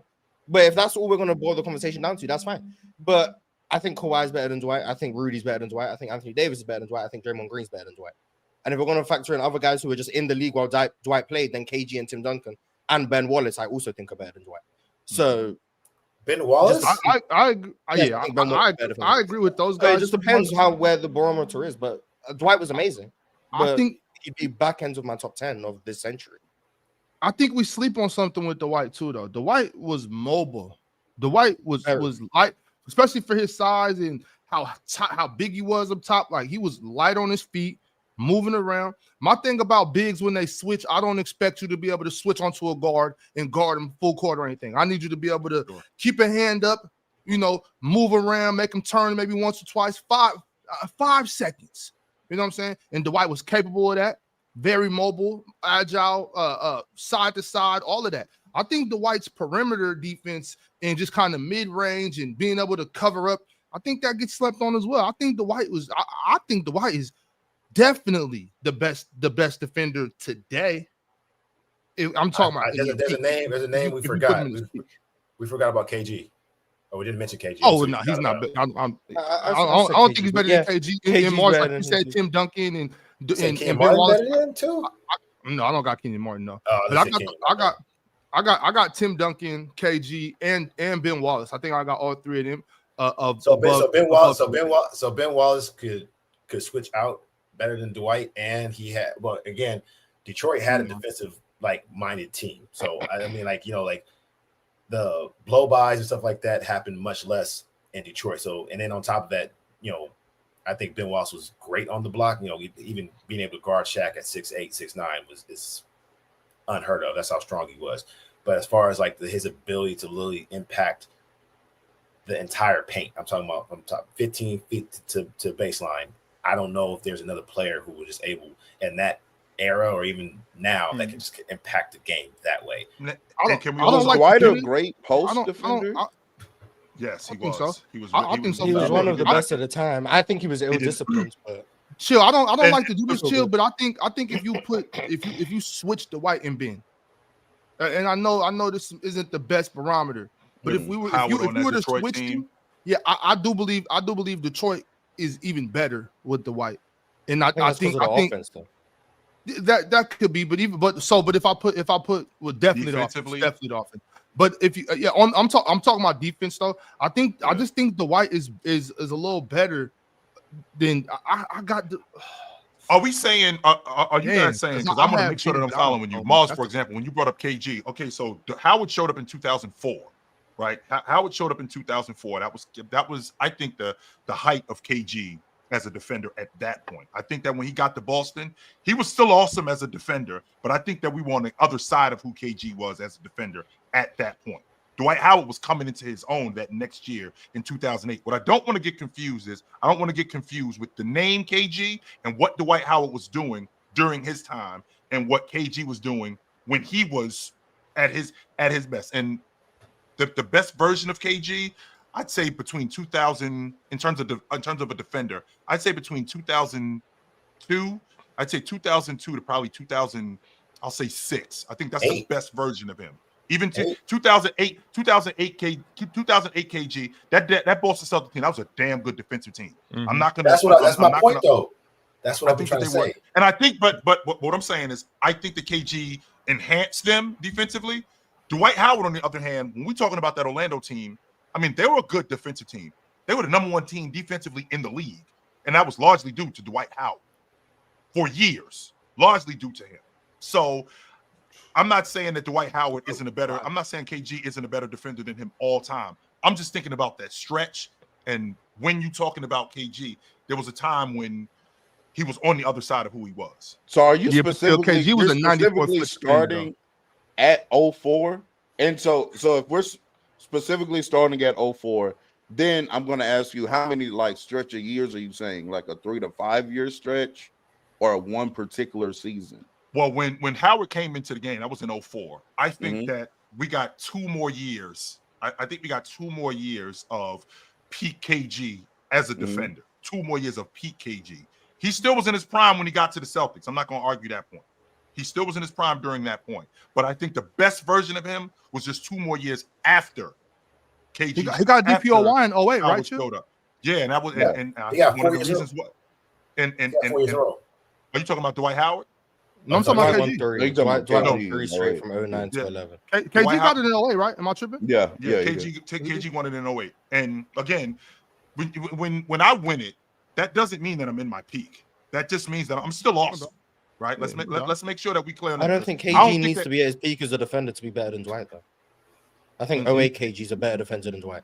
And I don't think that's peak KG.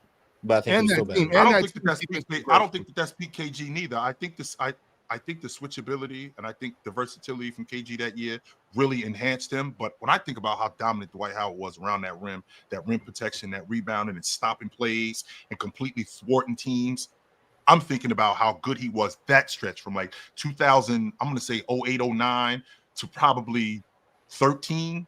I think he was better than KG as a defender. I wouldn't argue too much with you. There's a couple names who I'll listen to anything. So I'm not going to say I wouldn't listen to, but I'm very comfortable in taking Anthony Davis, Rudy Gobert, and Draymond Green. So very comfortable. Yes, I'm very comfortable. That doesn't mean you guys have to agree, but I know I'm comfortable. How are with my choices? How are you deciphering that? Like, how are you deciphering that? Well, it's different for each player. Draymond Green, I think, is just one of the highest IQ defenders of all time, let alone this generation. His ability to diagnose plays and be early on rotations and stop actions before they develop is second to none. I don't think he obviously has the same athleticism and size dimensions as Dwight Howard did, but his ability to just be early was able to stop plays in a way that Dwight Howard didn't. But Dwight Howard had the athletic ability to make up ground and just swat shots into the 19th row. But I don't think, in terms of mentally, I don't think he was as far ahead of the game as Draymond Green was.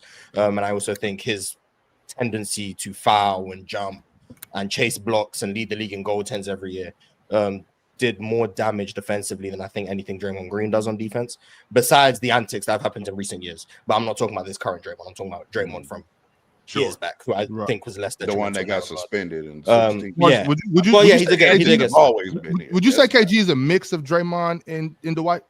Yes, that's why I think KG is pretty much the perfect defender. But so that would be my argument for Draymond. Rudy Gobert, I think, is the modern era Dwight Howard defensive. But I just think I could get with that. Yeah, I could definitely. Just not as athletic and quick. Yeah, he's not as athletic, but he shuts off the paint.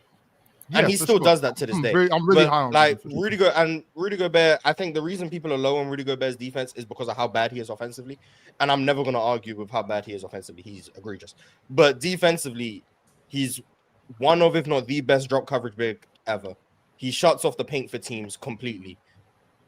Especially when you look at Utah. If we want to talk about Dwight carrying Orlando's defense, what Rudy Gobert was doing in Utah year after year, he was carrying their defense. They fell off a cliff when he wasn't there. They were the best defense in the league by a significant margin when he was there. Even in the playoffs, they were always better with Rudy Gobert on the floor. In 2021, that's one of the best defensive carry drops I've ever seen.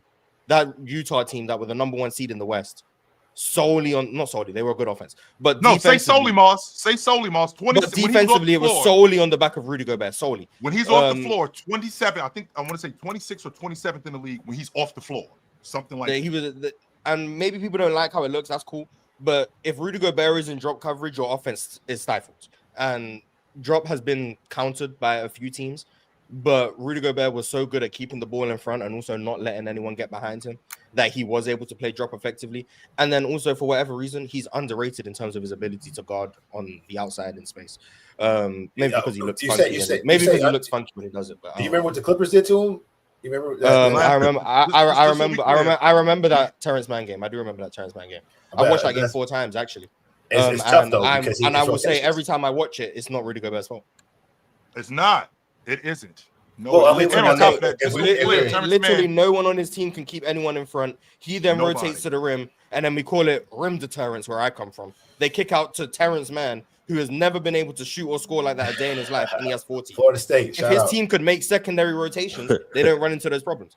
But we're not going to blame Rudy Gobert because he's the only big on the floor. The issue I have with Rudy Gobert in that game in particular, because the Clippers went small, which let him have to make those rotations. If Rudy Gobert wasn't a complete liability offensively, when a team goes small, you know what you can do? Give the ball to the big man in the post or under the rim, and he can capitalize, and then Ty Lue has to adjust. Oh, look, we can't keep a bunch of 6'5" guys out here because the 7'1" guy is killing us. But he couldn't do it. That's the problem with Rudy Gobert. If he could force them to actually play a big, you wouldn't have the problem of teams running 5 out and your Utah team not being able to guard anyone in space. But he could do it against my team though. Apparently, 27 and 21 is that what he had? Whatever he did. Yeah. But so I got Rudy, and then Anthony Davis. I think goes without saying. I think he's KG will notwithstanding. I think he's the most scheme versatile defender of this generation. There's anything you could run with him. If you want him to switch, I'm talking about younger, more flexible AD. You could switch with him. You could play drop. He can defend in the post. One of the best rim protectors in the sport. One of the best rebounders in the sport. Just the amount of flexibility he provides you while being, for a time, probably the second best rim protector in the league, only behind Rudy Gobert. But then having a level of versatility that's only really matched by like Draymond Green, while being 6'10", 6'11". That flexibility and utility is something that I don't think can be matched, especially in the playoffs. My only issue with Anthony Davis for a while has been his transition defense, but in the half court, there's not many holes in his game. So that's why I got Anthony Davis. But statistically, against Embiid and Jokic, two bigs that play in the post a lot, usually AD gets cooked. I think that goes without saying. I'm just saying. There's not a lot of bigs in the post these days, so I'm just saying. And even if that's true, but I mean, notoriously, bigs going up against other bigs get destroyed, right? Especially elite bigs who could score. So I mean, up until 1995, David Robinson. Olajuwon had his hands full with David Robinson. Let's be clear about that. Ewing, Hakeem Olajuwon had his hands full with these guys. He had his hands full with Shaq. So you're gonna when you go up against elite bigs in terms of guys who can score, you're gonna have your hands full with these guys. My thing that I'm thinking about with Dwight Howard as a big, and again, I think the term drop coverage had just started getting mentioned during that time. But I feel like during that time, the big man, even though he was dying, Dwight Howard, as a defensive presence, still could park in the lane. And not only could he park in the lane, he could completely shut your offense off. So anything that you were trying to do coming downhill, anything that you were trying to do getting to the lane, it was just not happening. You had to completely change your offense. And anything that you were doing in transition, Dwight Howard was able to thwart that. He was a great transition defensive player and great transition defensive rebounder too. So when you're talking about Rudy Gobert carrying his team, like you talked about, Mars, which I think he 100% did that in 21. I think the year that I want to say 21 or 22, one of them 2 years, where they were the number one defense in the league. I could say the same thing about Dwight Howard in 2011 when they were the fourth team, when they were in fourth place. They were the best defense in the league, and that was largely due to Dwight Howard. I think he should. I think he 2011. One more time. The Bulls were the best defense. The Bulls, and I think they were. I think Orlando was fourth that year. Yeah, I think Orlando was right. Yeah, I think Orlando was fourth that year in terms of defense. With that being said, I think that was largely due to how good Dwight Howard was, not only as a rim protector and rebounder, but I just also think his paint presence was just immaculate. So when I think about guys during that time and the guys that you mentioned, I think that Dwight Howard has a legit argument for being the best defensive player of his era. He has an argument for sure.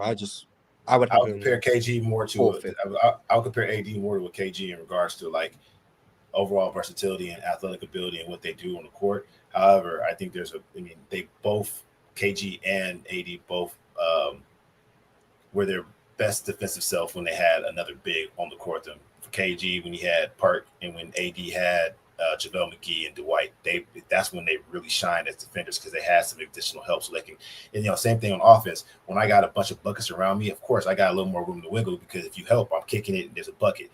Defensively, the same thing. When I know my guys are strapping up, I have to only play one or two roles. I can float a little bit more and do a little bit more on the court. The reason I mentioned him, I know, as you said, Chill, bigs get cooked by each other. I mean, AD has a losing record against Embiid. He's 1-7. Embiid is, that's a tough number. And then against Jokic almost averaging a triple double against him. And now to your point, and we've actually had this I was about to say we've had this conversation. We have to accept the fact, guys, and I'm challenging you guys to do this more often. Can we just accept that more times than not? When you see a guy get his ass busted, this dude is better than that dude, and it's okay. Joker is better than Anthony Davis, and we have to accept that. So is Joel Embiid. And what we do is we get wrapped up in all the other stuff. You can look at that dude, see what he does in terms of his production, and watch the game and go, yo, that dude is better than that dude. When I watch Joker and I watch Anthony Davis in that series, Joker is better than him. And there's nothing that Anthony Davis could do about it except trying to counter with scoring back, with scoring. Other than that, he's just better than him. And that's okay. All right, fellas. We halfway through the show right now. Salute to everybody that's in here. Make sure to like the video, subscribe, become a member, etc., etc. Shout out everybody on Twitter. Shout out everybody on Facebook. Before we get to the crunch time chats, I do want to mention a couple things that's coming up, y'all. Starting with the PCL. Now, as you guys know, these are the captains. You got Team Mox, you got Team Swiper, you got Team Jordan, and you got Team Chill. And these are the dates. The draft will be this Friday. We'll have the first round, which is the King of the Court round, September 23rd. Then you got the semifinals for those that move on. And then you got the finals the following Tuesday. But I'm sure you guys are probably wondering who is all in attendance. Who all will be drafted? Who's all in the pool and all of that good stuff? Well, the wait is over. These are the guys that will be in the panelist pool that will be eligible to be selected. You got Penn, obviously, Gifted, Mustard. You got Joel from Pick a Side, ZZ, Matty Ice, the one that got robbed against Ox, Real Talk, the one that's on the panel right now, Hayes, Jay from Fuck Is You Talking About podcast. He was on last week. You got Dion from Ohio. You got Sports Fluent. And also, you got the good old Pirate who has been one of the best in the PCL the prior 2 rounds. So, fellas, this is who we working with, and this is who you guys will have the opportunity to draft. Did I see Riv's name on there? Real Talk, are you offended that you know a captain? I'm very offended. I'm actually glad you just brought that up because I was about to bring that up. I don't know how that I'm runner-up last year and I'm not even a captain, but you know, Pirate was runner-up 2 years ago. On here. Yeah, and then got packed up by Brax in the first round. It's fine though.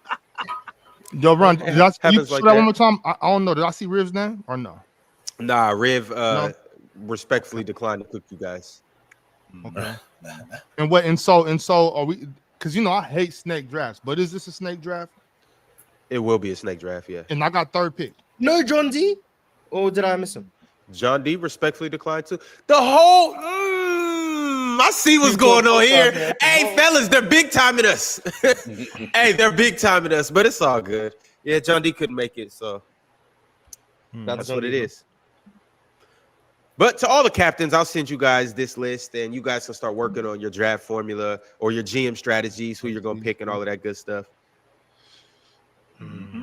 Real Talk backs up Swiper just for Swiper to be a captain. I'll be mad as hell. So nasty, Mars. I'll be mad as hell, man.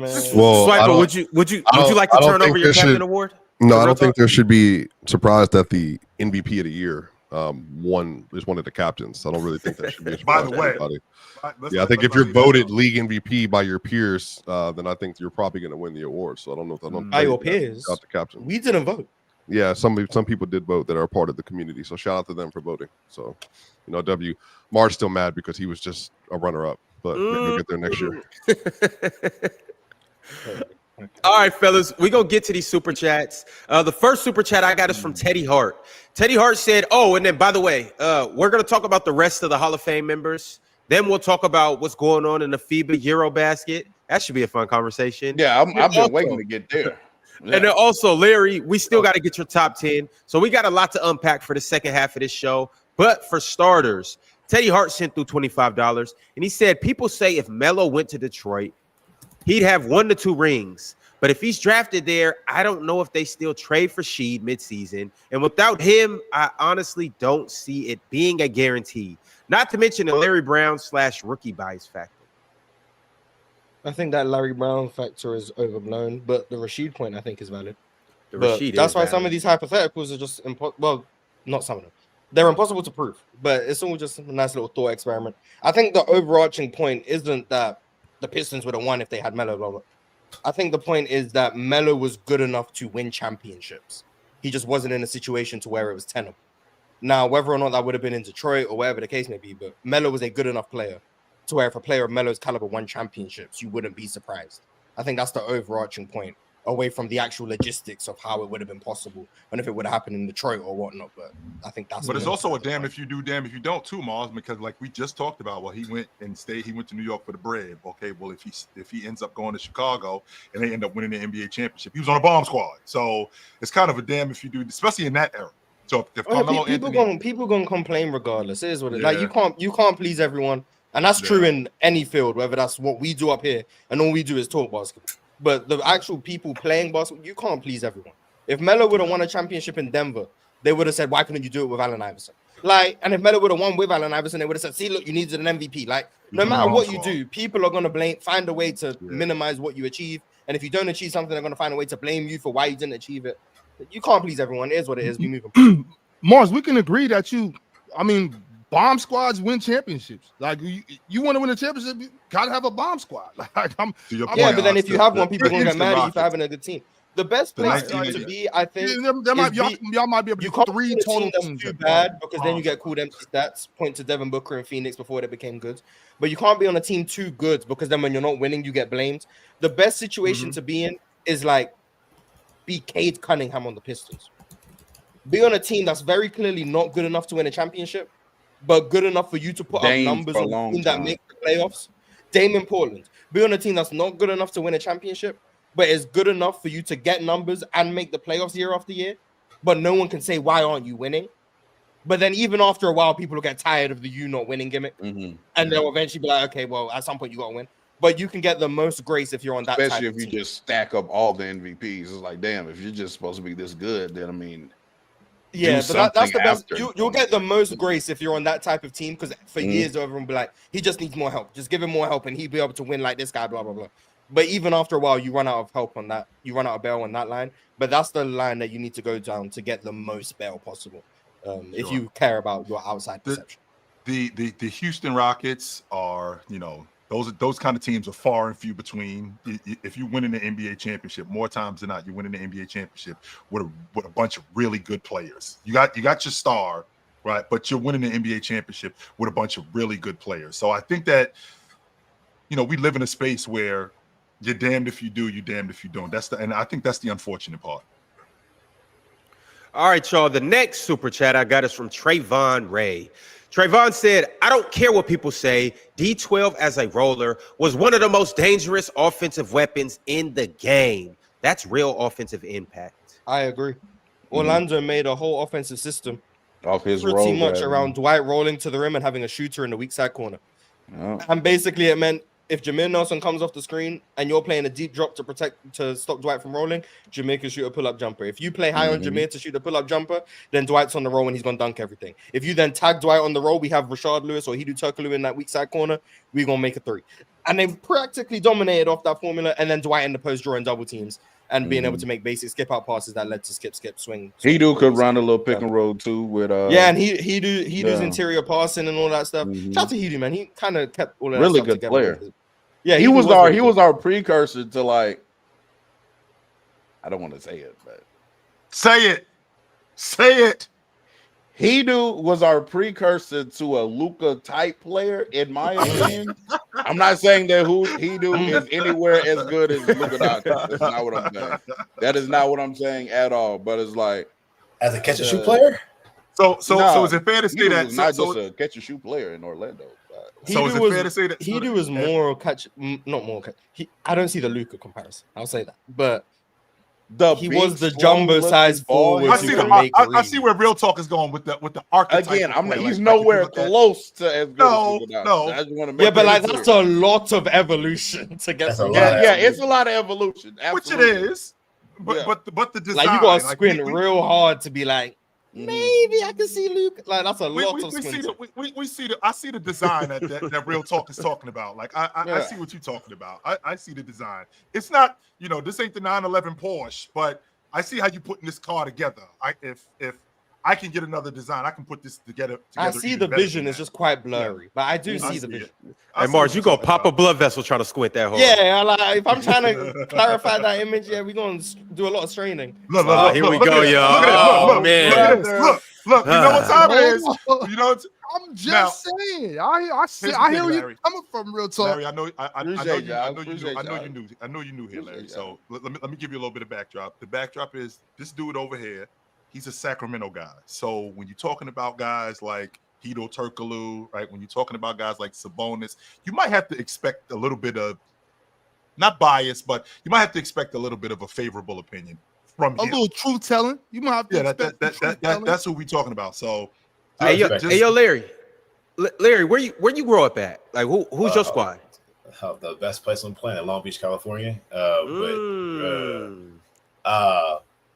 I'm gonna get mixed opinions on this one though, but I got a little soft story to it.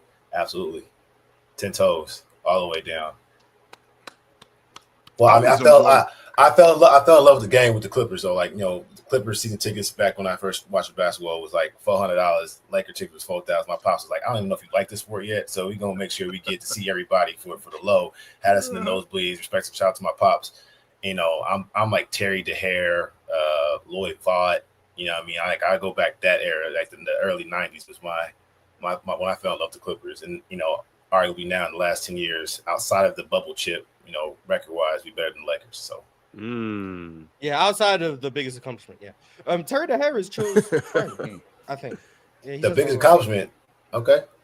Fair enough. The championship, yeah. I mean, all right, am I wrong? My bad. Right. I mean, like I said, if you got those that played in the bubble outside the Lakers saying, it's a questionable chip. Oh, okay. Yeah. That's crazy, small world. Yeah, Malik Sealy. Yeah, rest in peace. That's crazy. Yeah, got a picture with everybody. Oh my God. Crazy. That was another situation where he thought that I was coming to see him play when I was really coming to see Jordan. Like I was really going to see Olajuwon. Absolutely, I did all that. Yep. I grew up with Terry, so I seen Terry play.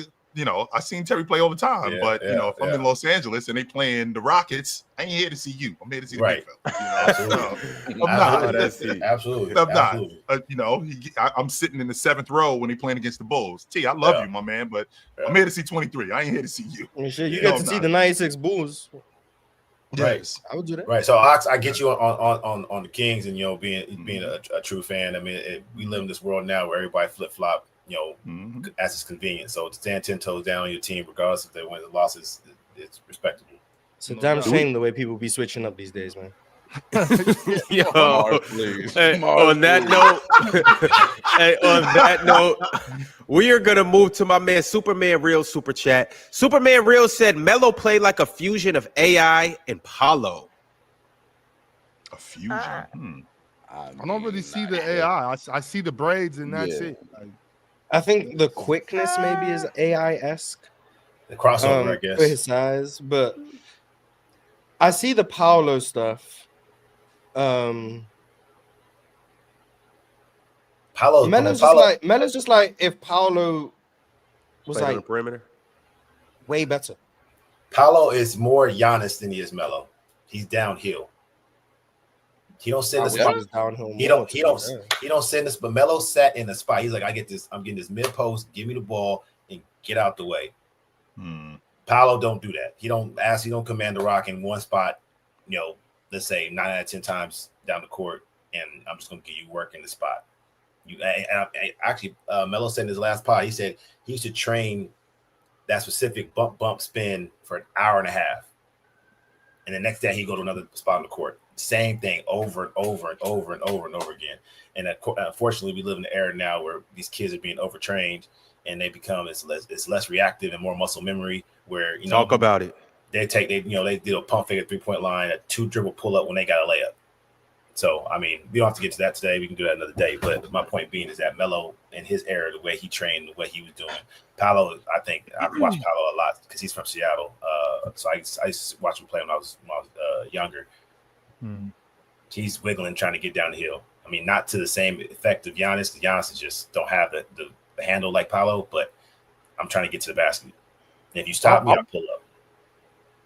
I was going to bring that up when we were talking about Melo earlier. When he was talking about like his blow-by ability, and I think he did a lot of that, and a lot of it was off like the head fakes, getting people to stand up or getting the jump and then able to get around the corner or step through. And we've seen a lot of that with Melo. But my thing with Melo, it was more so like, yeah, he had a quick first step, but if you caught up to him, he was really relying on his size and strength more than just ping, ping, and go by you. At least that's what I was seeing. I was seeing him wait for you and him able to realize like I'm bigger than you. So if I get you on my hip, it's nothing for me to come this way and shoot that, or just rise up over the top of you and just lean on you and use his body. I think he was doing a lot of that, which to me neither one is better or worse. You know what I'm saying? So I'm not saying that that's a knock. I'm just saying like his play style, I think, was more of using size and strength and that quick first step than it was me using my handle and cross, which I still think he had some of that though, Swipe. I do, but I think he just had he's just had a good dope way of scoring. Like that bullet ball. Melo's game was more predicated on physical advantage than I think people give it credit. Right. For. It was a lot. Even guys his size, bigger, Mars, faster, and stronger than you. It was a lot of it. And there's nothing wrong. Even guys his size, he took advantage of because I was quicker than you, or I got a smaller guy on you. I'm just going to bully you. But I mean, he knew exactly how to go at whomever was covering him. He knew exactly how to take advantage of whoever was dealing with him. And I think the thing with me when it comes to Carmelo Anthony that I marvel at the most was he didn't waste any time. There was no fluff. We getting right to it. I'm not going to bullshit with you. Let's get to it. I'm not going to. He had something for everybody, Chill. Yes, every last one of you dudes. He was a big bully. That's what he was. Melo was a big bully. Big old bully. Yes. But also too, his game was pretty too, though. Like Nice, his game could get gritty, but it was also pretty as hell as well. Go ahead, Ox. Y'all forgot somebody when y'all was naming the top 10 scores, or not top 10, but 10 scores better than Melo. Y'all forgot somebody, him too. But I think y'all forgot somebody, and I think I know who y'all forgot. Swiper, you know who it is. Go ahead, say it, Swiper. Come on, Swiper. I'm trying to get Swiper to talk. I don't know. Swiper ran out of Swiper, minutes or something. No, I'm letting y'all talk to Dwight Howard and all that stuff. You know it's Paul Pierce. Oh, now Roto about to start disagreeing. And by the way, Mars, I left out in the 80s, Mark. Come on, Mars, Adrian Dantley. That's a good one. You know, a bucket. I will say that I have been on a mission this summer to try to speak more, I think, not positively, but I think look at every context individually. Paul Pierce is the last bastion of accepting what he was. And I don't think he was that great or had any aura for that matter.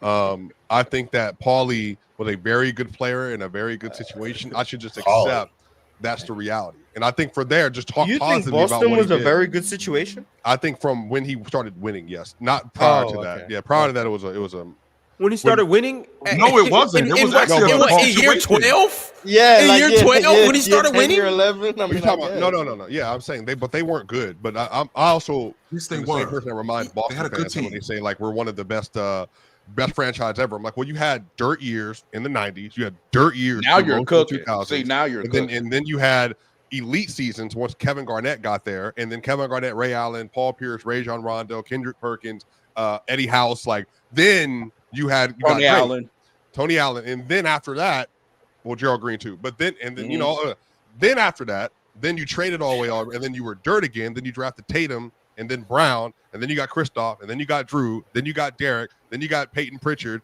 then all of a sudden you're great again. So like Boston has for most of my lifetime been mid to not good, and then really good for two separate periods, and they're in their second iteration of that now, and now they're mid again because Jason Tatum's out.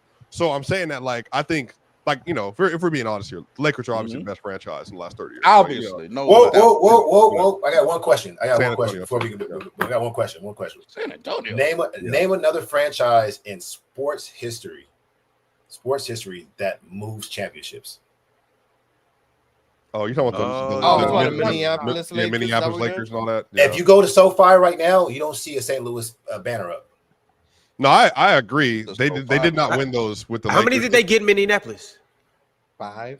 That's Shout out to still the George Mikan. Lakers. Shout out That's to George still the Mikan. Lakers, yo. Nah, that is kind Shout of out to nasty George though. Mikan. That's kind of How was Okay. that nasty, Ron? If they would have did like what y'all did, like if they went somewhere else and became a new team, I could feel you. But they've always been the Lakers. They were the Minneapolis Lakers. So then why? So tell me. So I gave you a prime example. Why is there not a banner from St. Louis? I don't know. You gotta ask them. They should represent. They should do a better job of representing. Okay. Chill. Right. Is there another NBA team that has a banner from another city? No. Why isn't there a banner? Why isn't there a banner hanging up in Oklahoma City? Because that's not the same team. I think OKC have made they aren't the Sonics. I think they've been very clear on that. You damn right. No matter what the NBA tries to say. Just because you change my name, okay, let's be clear about this. Just because you change my name, that doesn't location negate everything. Yeah, okay, so then how can the Sonics come back if they already exist? Okay, so if the Sonics you're the one came back, advocating for them to return. Right, and if they do come back, Mars, just so you know, we have to get Oklahoma City to hand over our history. We don't just get OKC have already rejected the history. No, you can't do. That's not how that works. OKC they reject the history. It wasn't for sale. We wasn't. Ron, you get my point. OKC have made it very clear they aren't the Seattle. They don't have Gary Payton's jersey up. They don't have the '79 championship up. They aren't the Seattle Supersonics. Okay, so they aren't giving anything back. They're saying that right now the team just doesn't exist. But if you're saying they do exist, then how can the Sonics come back? Does that mean OKC no longer exists? If they're the Sonics, you can't have the Sonics in the league twice. If I buy something, you can't force me to take all of that with me. Like that's right. cool. But with that being said, they didn't reject it. Just so you know, they offered Gary Payton to hang his jersey up there. He said no. I didn't play in Oklahoma City, so he rejected them. They didn't reject him. He rejected them. People are saying they've officially gave back OKC have given back Seattle stuff. And the reason why is because Seattle has not. That's why. They which. Yo, chill. And then you got the Raiders. The Raiders got 3 chips. There's no banner for them. They moved to 2 different cities. They same team. Oakland, LA. I'm getting, like I said, there's only one franchise that's done that in sports history. Not but what is your point then? Like, what are you saying? No, I'm just saying, like, how do they take? I mean, my point is, the Philadelphia Warriors. They're taking so Boston's one. I'm not a Boston fan, respectfully. I mean, I respect what they've done, but Boston, all their chips are in one city, every last one. Yeah, but I mean, it's also like so across sports in general, the teams that have moved around, they don't take credit for the championships in other cities. There's only one team that's done that. I mean, but the Lakers aren't the best because of total championship. Well, the Warriors, that's the Warriors one of did them, it. but like. But yeah, they already have come on, man. I know ball, y'all. And they just did it. It was minor. They went from Oakland to San Francisco, but still, though, that's still city hopping. Yeah, it's a different city. Yes, sir. They did it. The Warriors did it. Yeah, no doubt. Warriors are frauds too. Good to know. Maybe it's just California in general. Maybe it's some California guys up here we need to keep our eyes on. Maybe. If Cincinnati had a championship, the Kings would be stealing that. Is that what you're telling me? Hey, we can do this next time live in LA, and let's do it that way. You still in LA right now? Absolutely. I mean, we might be in LA soon, man. You never know. I know we'll be there for All-Star break. You know, maybe. Hold on, let me show you who's coming. I don't think he'll be there. He definitely won't be there. So it'll be us right here, and then maybe somebody else. Okay. But I hit you though, Larry. I hit you. So he's lying for clout again. I see. We were doing so much better before you came back, Ron. Like, Mark, I'm not agree that like our efficiency dropped drastically when Ron popped back. Yeah. Get Ron off the floor. Swipe a dead ran out of Larry, you know that one dude. Ron just tanking possessions. Larry, that one dude. And Ron's the one who told us he has to be out of here in an hour, and he just derails us every 4 minutes. Mars, I'm taking the less on the spread. Ron, don't worry, I'll break you off some. Move the rock, dog. Hey, the ball had too much air in it to start with. Larry, you know that dude, Larry, that you see that lineup that we sticking with and we rolling with that lineup, and then that one dude comes in the lineup and just throws us off. That's wrong. That's why he wrecked us. We was rolling before he showed up, though. And we all just looking at coach like, bro, why you making subs right now? Get him on the floor. Hey, y'all don't be mad at me that I'm the coach's son. MTHJ301 said, chill, ...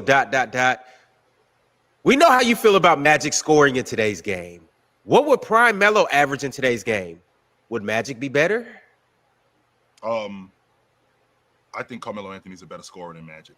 I do think that. But I also think that Carmelo Anthony would also be one of the best scorers in the game today. We would be having that conversation about him, about SGA, because he's that good of a one-on-one player. He's that good of a mid-range scorer. He's that good of a transition scorer. We definitely would be having that conversation about him being the best scorer in the game. No doubt.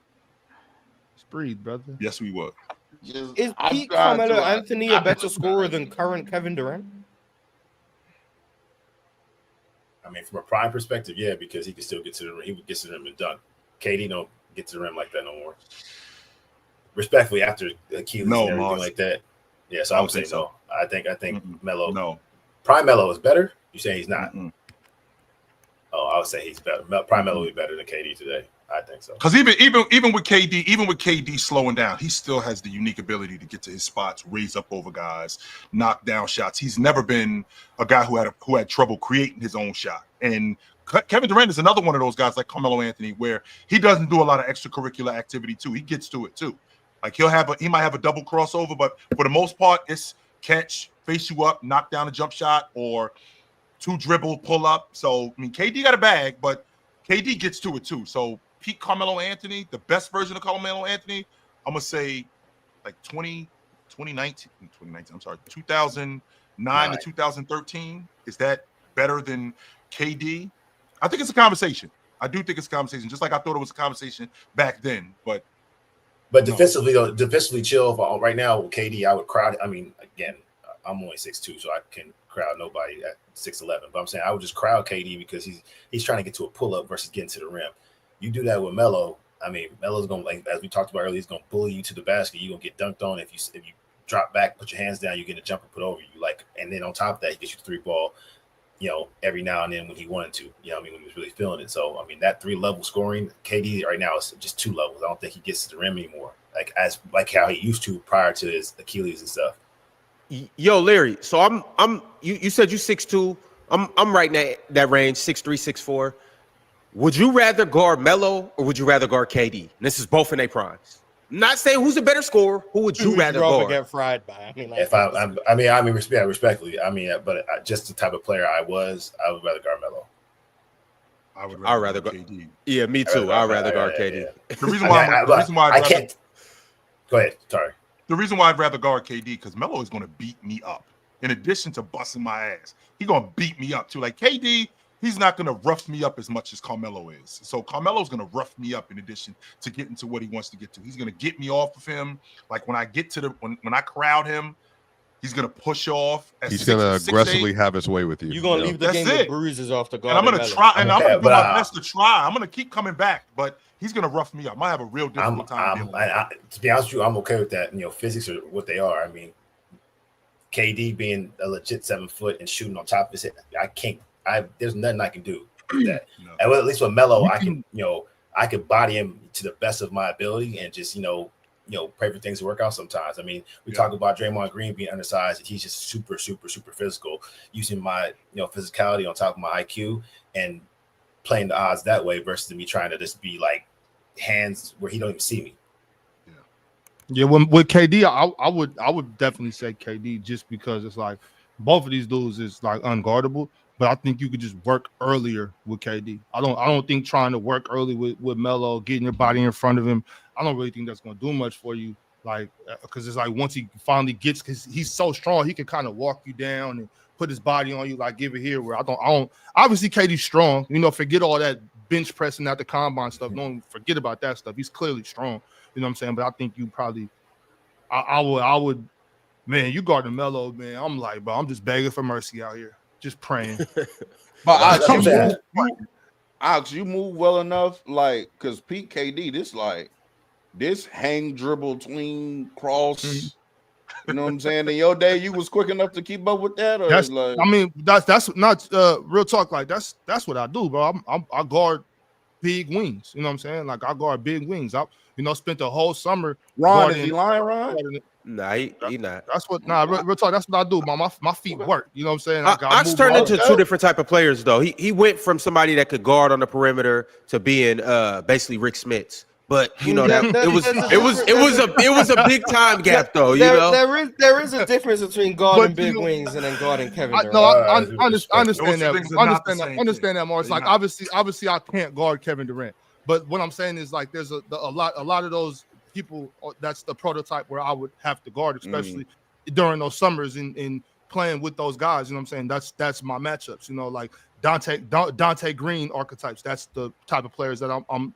That's what you. That's if a coach, if you want me on your team, that's what you get me for, to guard that type of player. You know what I'm saying? And like, so with the Carmelo Anthony, it's kind of like, I'm just at your mercy. I'm out here trying my best, keeping a hand up. I'm just keeping a hand up. Kevin Durant, I'm gonna try to stay up under you and just not let you get the ball, which obviously he's gonna get it eventually. And once he gets it, I'm cooked. But you know what I'm saying? I just think like for me and the way my mind works, I'd much rather try to guard a Kevin Durant type than Carmelo.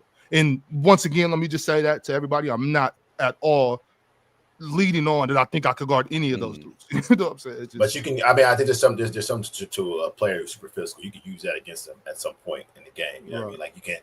When guys are, that's just from my time, super aggressive, and I know they got their head down and stuff like that. They're not looking to do a lot of other things besides this one situation. I can play it. I can use that to my advantage at some points and be, pull a chair when I can, stuff like that. Get them pissed off next time. I know the ball's going up. Obviously you can't play everybody by yourself. Send a double, like things of that nature. So again, like I said, that IQ point that Mars was making about Draymond is not saying I was a Draymond level defender, but I would be trying to think the game a bit more. If KD get the rock at 32 feet from the basket, if he take one hard dribble, when he raises, I cannot get to that shot. There's nothing I can do about it. But that's the same thing with Melo though too. The thing about it is, and I think you alluded to it, and this is the only reason why I would rather guard KD over Melo. I would rather have to deal with somebody who potentially is going to dribble 3, 4, 5 times, as opposed to somebody who, for the most part, and KD doesn't have to do it either. He just relies on his dribbling more than Melo. But for the most part, with a guy who can just catch it, and I'm just shooting over you. I'm catching, I'm just putting my shoulder into you and just shooting over you. I'm not Mars. KD can do it too. Melo just relies on it a whole lot more. KD gonna try to cross over and do that. I would rather, as a dude who's 6'3", 6'4", I would much rather take my chances trying to rip KD or get under KD or cut him off, as opposed to Melo. I can literally take you to the block, and I will take you to the block. Allen guarded it just KD drowns your well. ass. Because of those same reasons. And that's what I'm banking. If Ron was Tony Allen, he might have a chance. Yeah. But like, I hear you. I can't hoop. Just want publicity, make sure no one hides that fact. But physically, I think just Melo would be tougher to guard because it's more physically draining. I think KD is just a test of mental fortitude. How willing are you to just watch someone shoot over you time and time again, knowing you can't do anything? Like, it'll get to a point where you're just mentally just drained. It's like, okay, he gets the ball again. I just have to look up and watch him shoot over me, and he just not gonna miss the whole time. So like, I think it drains you differently, in terms of like what is being tested. But I think Melo would be more physically draining. My only it's not even a pushback to this conversation.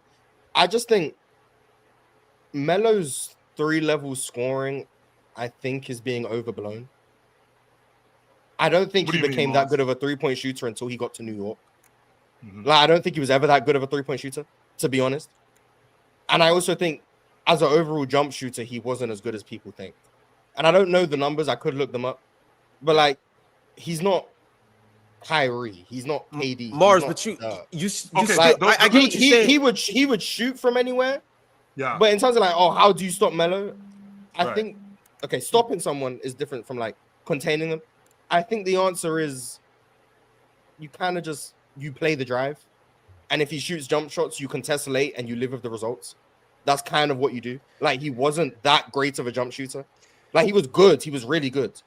But he wasn't Kevin Durant. So Kevin Durant, there is literally no answer. If Kevin Durant shoots the ball, the chances of it going in are very high. If Melo's shooting a jump shot from 18 feet and out, whatever happens, you're like, okay, he didn't get by me. He didn't get to the line. He didn't get to the rim. You live with the results. If Kevin Durant shoots a mid-range jump shot, your game plan messed up. You wasn't meant to let him get to that shot. That's the difference, I think, between Melo and KD. And I'm not saying Melo wasn't a good shooter, but it depends on who's guarding him, though. KD has struggled with smaller players that force him into over the top. For sure, yeah. Well, I think that was more younger KD when he did put the ball on the floor more. I think because KD got older, this KD too struggles. This KD because he doesn't have the ability to get to the rim like he used to. But like, if you get 2016 to 17, 18 KD, that KD, You could throw 2014 in there somewhere. 2012. But 2016, 17, 18 KD, like that KD when he was able to play out a triple threat more, he was just the best mid-range shooter in the league, and he could still get to the rim with ease. You kind of didn't have an answer. It was if KD misses shots, yay. If he doesn't miss shots, you're cooked. Like that was it. Melo, I think there was more of a blueprint of like, we don't want him to get by us. We're going to try block off the driving lanes. And if he shoots a jump shot, contest high, contest late, don't foul. And you kind of live with whatever those results may be. And I think part of that is why Melo struggled in the playoffs somewhat, because he wasn't as good of a jump shooter as I think people think. So when the rim frequency went down, the efficiency plummeted. Which is that's kind of my fair, which is fair. But my rebuttal to that is I don't think that we can say that Kevin Durant isn't a better bucket getter than him, but overblow Carmelo Anthony. No, Kevin Durant is definitely a better bucket getter than him. I don't think that Kevin Durant should be the line here. I think Kevin Durant is arguably the best bucket getter in NBA history. I think that we also have to distinguish between a bucket getter and a shooter. I do think that Kyrie Irving is a better shooter than Carmelo Anthony. However, I think that when Carmelo Anthony, more times than not, when he got mismatches, he took advantage of those mismatches more times than not. When he got you in the mid-range, even if you were a bigger guy, he could shoot over you and be effective at that. When he got a smaller guy on him, he could take you to the rim, whether it's with the strong hand or the weak hand. Now, if I'm matching him up with KD, I think KD is definitely one more versatile scorer, two, a more efficient scorer, and three, more athletic. So I do give him the advantage there. But when I talk about Carmelo Anthony as a bucket getter, more times than not, he took advantage of guys who were covering him. The archetype of slowing him down may be a little bit different than Kevin Durant, maybe a little bit different, and it's definitely favors Kevin Durant. But I can also say more guys have more problems with him than they would like to admit. For reference, Melo shot in 09, which is what most people consider Melo's peak. Sure. But most people. Melo shot 38.5% on 2-point jump shots. Kevin Durant is like routinely above 50%. Mm-hmm. Like 38.5%, even in 09. What were they in 2012? Because I think that was once you get to New York, I think that's where you're going to get the best shooting Melo. And that kind of is in line with the point I made. 2012, he shot 37% on 2-point jump shots. 2013, the year he got an MVP vote over LeBron, he shot 43% on 2-point jump shots. So, like, 2013 is probably the best you're going to get. Like, I could look at other years. I think that was the point being, like, Melo routinely shooting in and around 40% on 2-point jump shots. The plan probably should be contest high, contest late. Yeah. Don't let him get to the line. Don't let him get to the rim. Now, easier said than done. But the idea of, you can't press Melo because he's going to get by you, but then you can't play off him because he's just going to fry you from the mid-range. Yeah. I think it's somewhat overblown. Like, that's what I'm saying. I think it's somewhat overblown. But still an amazing scorer in the mid-range. I'm not arguing that. I just think it's not to the same degree as, like, the guys who you really couldn't. But I also think too, Mal, is that when you have scorers to the magnitude of Kevin Durant, when you have scorers to the magnitude of Carmelo Anthony, it's pretty difficult to deal with those guys or just basically give them certain things because they're so good that I'm going to take whatever it is that I want. If you think that you're just going to give me the mid-range and I'm just going to live with that, no. If I want to get to the rim, I'm going to get to the rim. Zion Williamson is a prime example of that, right? So a guy who just most times people just back off of him, and people back off of him. That's just a bowling ball coming downhill. Well, Carmelo Anthony, if you're going to give him the mid-range, you're going to give him a jump shot. Well, if that's room for me to get to the rim, and that's the last thing that you want with him. All right, y'all. Be True 23 with another comparison. He said, how close are D-Wade and Melo as scorers? Dwayne Wade is a lot better scorer than people give him credit for. They're not close. Dwayne Wade is a damn good scorer, though. Not better than Melo. Let's stay quiet. Not better than Melo. I don't think we give Dwayne Wade as much credit as he is as a bucket getter. Dwayne Wade, he developed that mid range. He was fantastic. He was better than Carmelo Anthony in transition. So as Melo was what? So we say Melo. I don't know. I'm going to say my opinion is Melo was a bruiser, a bully ball, that mid post, that block every now and then. D-Wade was a slasher. Yes. Can we agree? Okay, so as a slasher, D-Wade cooked in the mid-range too, though. D Wade is another one who wasn't as good of a shooter as people seem to remember. Yes, so I remember. Yeah, I was gonna say the same thing. I mean, no, we remember because when he made threes in the finals in 06, everybody was shocked. So I mean, Jordan. Yeah, but Jordan people did, Jordan I wouldn't even consider D Wade's an elite mid-range shooter. Some people I wouldn't either. I just said he cooked in the mid-range. I think he was respectable. I think he was a serviceable mid-range shooter. I mean, it was Corey a nice Brewer had fullback 51 option. That's what it was. It was a nice fullback option. Corey Brewer dropped 50. No. I use Corey Brewer's examples where people get hot. People have moments where they, like you said, he hit those threes in the finals. I've seen him, go off and hit a bunch of mid-range jumpers. But is that his bread and butter? Where he's like, for instance, like you said, I need a bucket right now. What do I do? I don't know if his bag is like, I need to get to this mid-range versus him trying to slash or trying to get downhill and trying to get somewhere near the rim. Yeah, get to the free throw line or something. That's why I'm just saying I think Melo from that perspective is a better scorer. If you need a bucket, D Wade in a high pick and roll, he reject that screen, he come in full steam downhill. That's what I just said. Pretty much a guaranteed bucket. I ain't gonna. That's pretty much a guaranteed bucket if you ever need it. But Larry, you know as a guard, you know this. Getting to the rack is easy to play. I'm not saying it. When I say it's easy to play, I mean it's you can, like how Mars just said about Melo, you could sag off.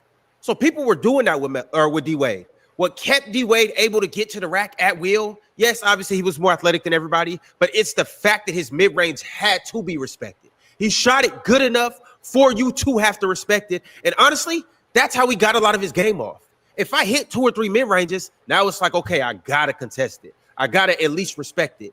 Then that's when he's hitting you with that hezzy, and then I blow by you, or hezzy, then I can cross over, then I can spin off you. Like that, the mid-range is what allowed D-Wade to be able to get to the rack, at will. Yeah. He wouldn't have been able to be a guy that led the league in scoring if he wasn't able to knock down that mid-range at a respectable rate. Just again, all my personal opinion, I don't remember him playing the pick and roll, playing in a situation where he's coming downhill and he's like, I'm gonna shoot that mid-range. It was a floater, Euro, or I was going vertical. He did like that float. He was trying. He got into the paint and got to the float. He was trying to really get into the paint, like as you said. He did have the snatchback, but his main snatchback was nasty. D-Wade's like not evolution. D-Wade's like list of reads would be out of pick and roll. It would be get downhill all the way to the rim, draw a foul, get downhill all the way to the rim, finish, then get into the paint, 2-step floater, Euro, like you said. Then it's snatchback, but not snatchback shoot, snatchback up fake, then draw the foul, then it's snatchback shoot. And then like the last option is just gonna be you're playing deep in the pick and roll, we're gonna snake off of it, get to the free throw line, we're gonna pull up. But like that was like the sixth read. Yeah, that was like the sixth read for real. Yeah, but like D-Wade had like so many reads that were all involved in getting to the paint. He was versatile but limited. Does that make sense? Chill, like he had a bunch of ways he could score in the same area. Absolutely. But a lot of it was still in the paint. But he was versatile in the ways he could get shots off in the paint. So like you still couldn't stop him. Yep. Which is like I think a testament. But yeah, he wasn't the greatest outside shooter. Chill just said it was Zion, so he almost got the similar kind of reads aside from him playing out of pick and roll now, where they're drop and that drop coverage kind of like we're not gonna let you get to the rim, pull up. But at that point, he was downhill, full speed, and then he was able to go up. Like that's tough. That's a tough cover. Like no one wants to get dunked on. You see how that was transition when he dunked on your boy from the Cavs, but same kind of concept. Versatile, you know what I mean? Like he's wiggling, going down. Everyone's just dropping back. Like you got to stop the ball. No one stops the ball. He takes off. Like that's a fear.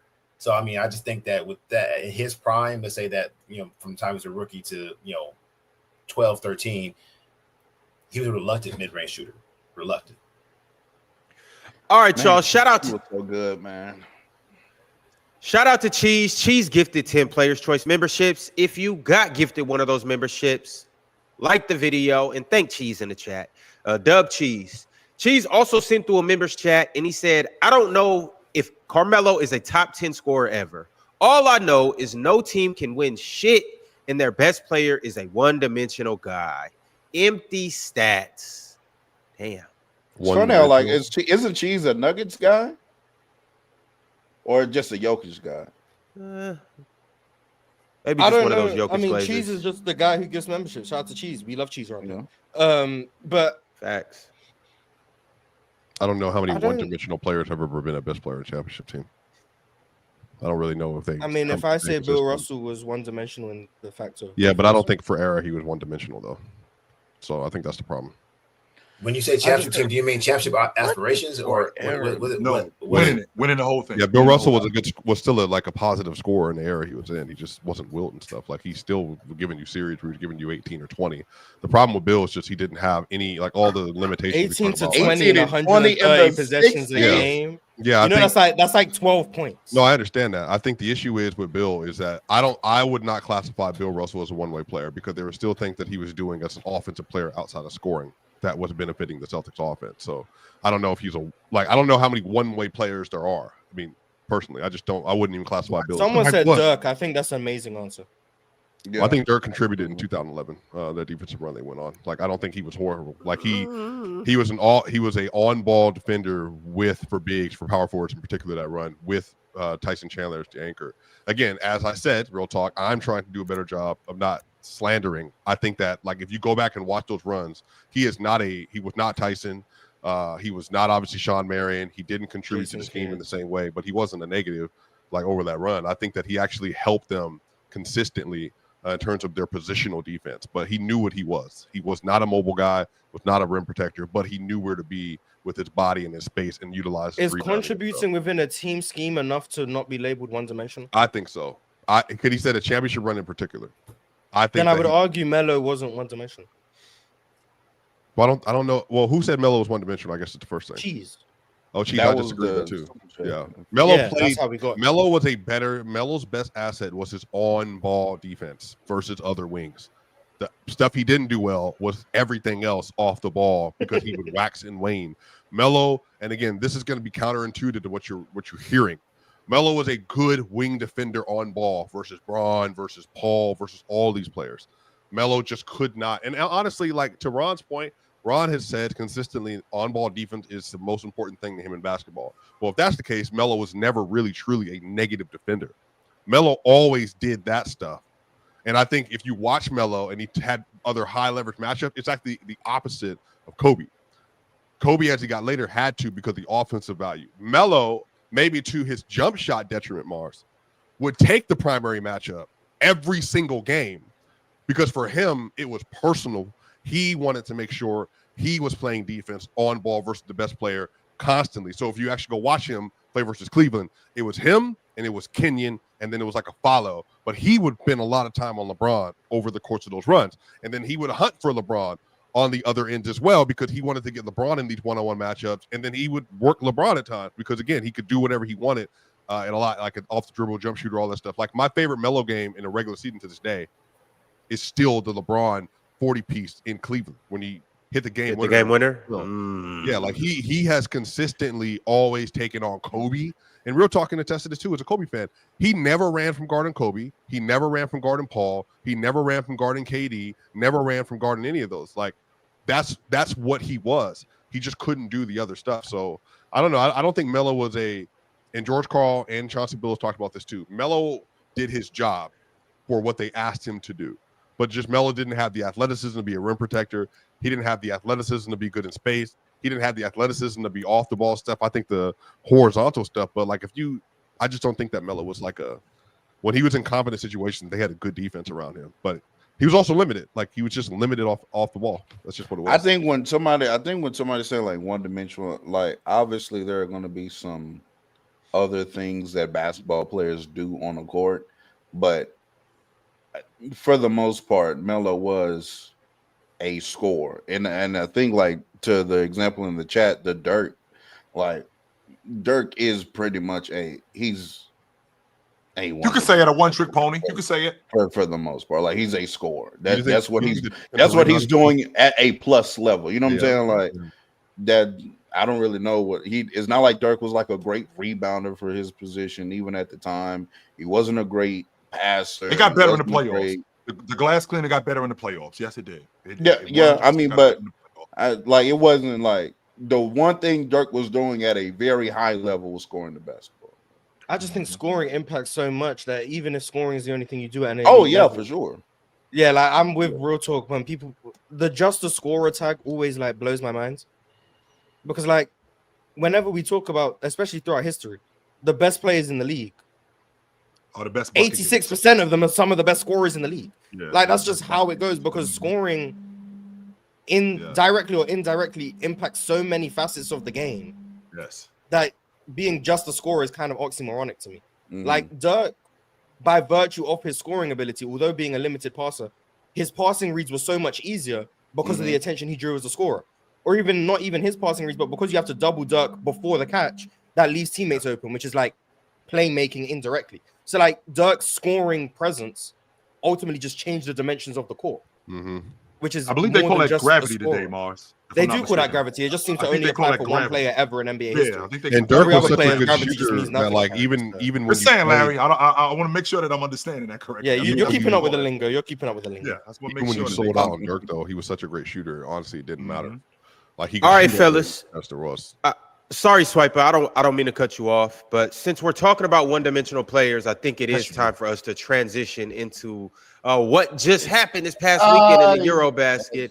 This is starting with the super chat from LG. LG wants to talk to you, Real Talk. LG said, Real Talk, what's your thoughts on Giannis and Luka with trash teams still playing in the Eurobasket while the undisputed best in the world Jokic is eliminated as the favorites with the best team by some Finnish farmers?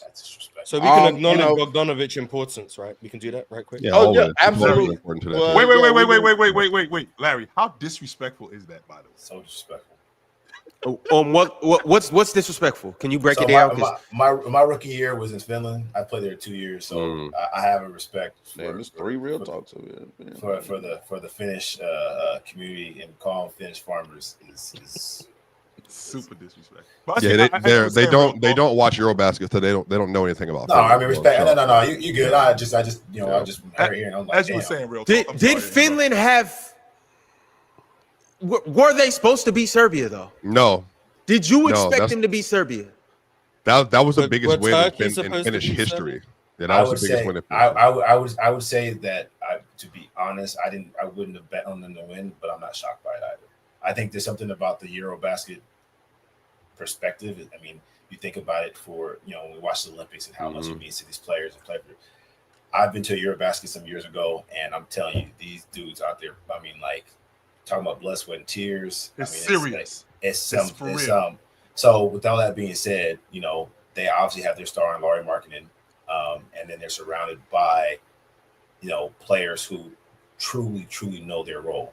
You know what I mean? And they play to the highest level of their role. I think Serbia, if they had their full team, they probably would have won. And if they had better shooting, they would have won. I think Finland. As you were saying, Real Talk. I apologize. Oh no, absolutely. It's just always funny to me how that one player gets the without a doubt just best player hands down in the league tag, and when does he have to actually prove that though? You know what I'm saying? Since 23, when has he proven that for a duration of time? He just won a bronze medal in the Olympics last year. Bro, you're celebrating a bronze? That's what we're doing? Look, for the highest medal Serbia got since 2016. Yeah. Did Manu get gold? Yes, he in did. 2004 in a worse field. So thank you. So like I said, I don't know when Team USA. He beat not Swipe is just yapping. The field wasn't the same in 04. He beat Team USA. Yeah, but I'm sorry. Manu. Manu. What about the Eurobasket field? Yeah, Manu. It was really good this year. Oh, okay, thank you. The same field that you said Serbia should dominate. Yeah, remember, and I also said that they will need Bogey too as well. Two things can be true though, Mars. So they went from dominating with Bogey to Finland. Yeah, so if Turkey. If you didn't watch the game, out there getting cooked defensively, swiping late in the game. No, yeah, I can do this. I think that talking through the game and not these agendas, like I said, it's just nasty nonsense. No, it's not. I just said I've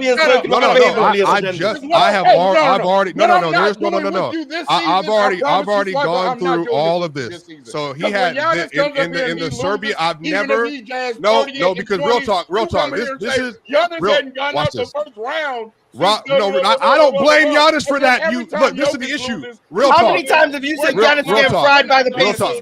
How many times have you said Giannis get fried on the Pacers? Hold on, Mark. I want to go exactly to that point. Fellas, hold on. We got one mic. Hold on, right cool. quick. Okay, then get out the way. You started this too. Leave me with your shit. Sniper, relax. I'm about to let you go. I'm just trying to set the stage for everybody. Cool. Now let's Swipe and get this off. The issue is real talk doesn't keep it the same energy. Because when I bring this up for Giannis, and Hallie said, watch. When I bring this up for Giannis and the Hallie stuff and the Nembhard stuff, losing the series off a drive-by twice, you said, what is he supposed to do is a point guard. That's literally what you said in response to me when I brought that up.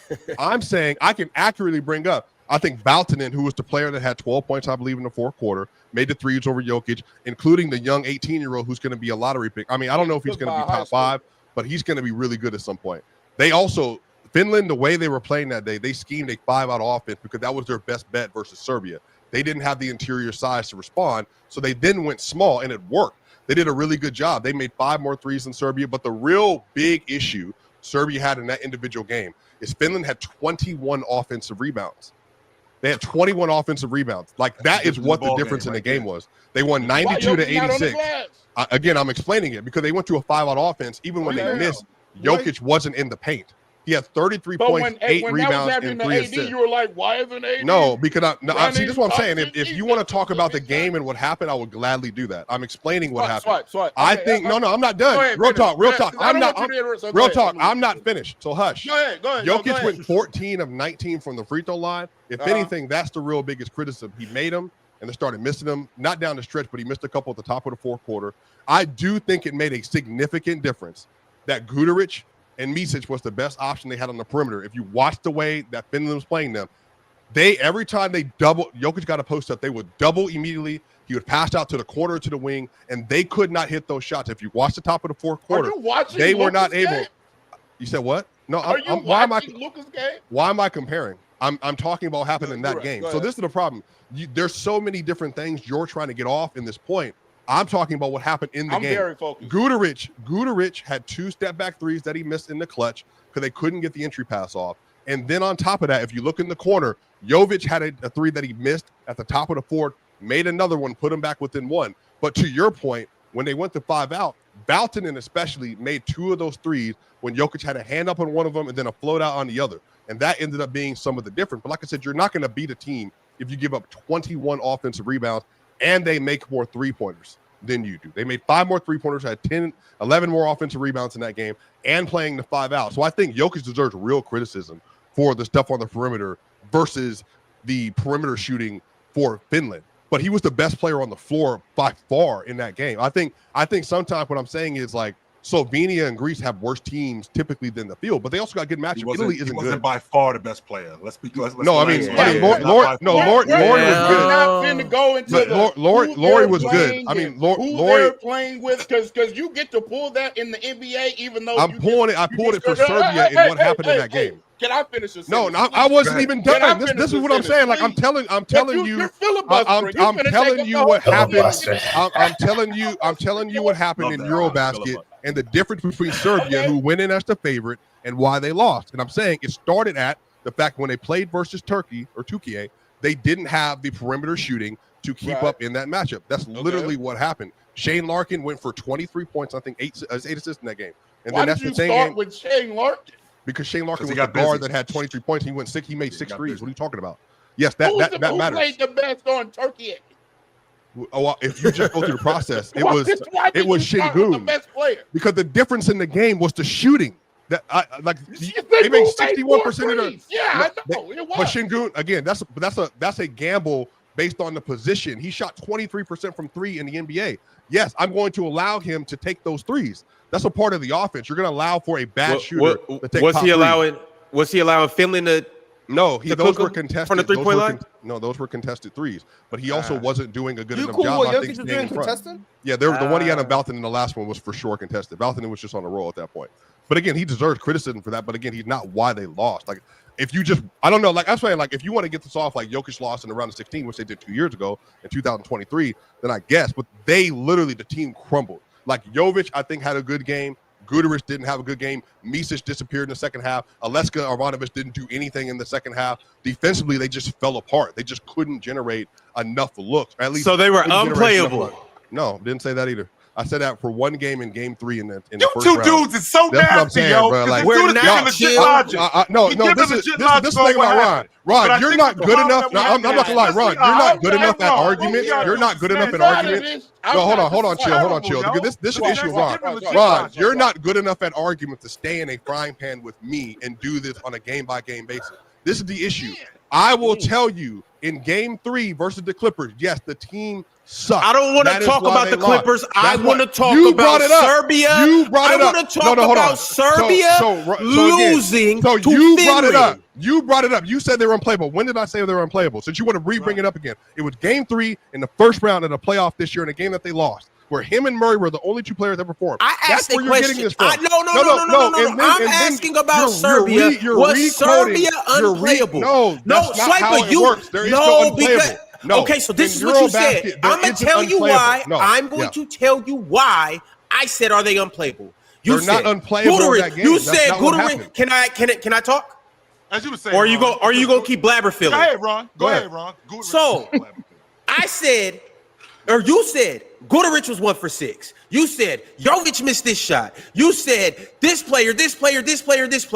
And yes, you broke the game down. Chill, since you want to glaze and cap for him. Yes, he broke the game down and he gave his logical points. What he failed to realize is all fourth quarter they picked on them big slow ass feet.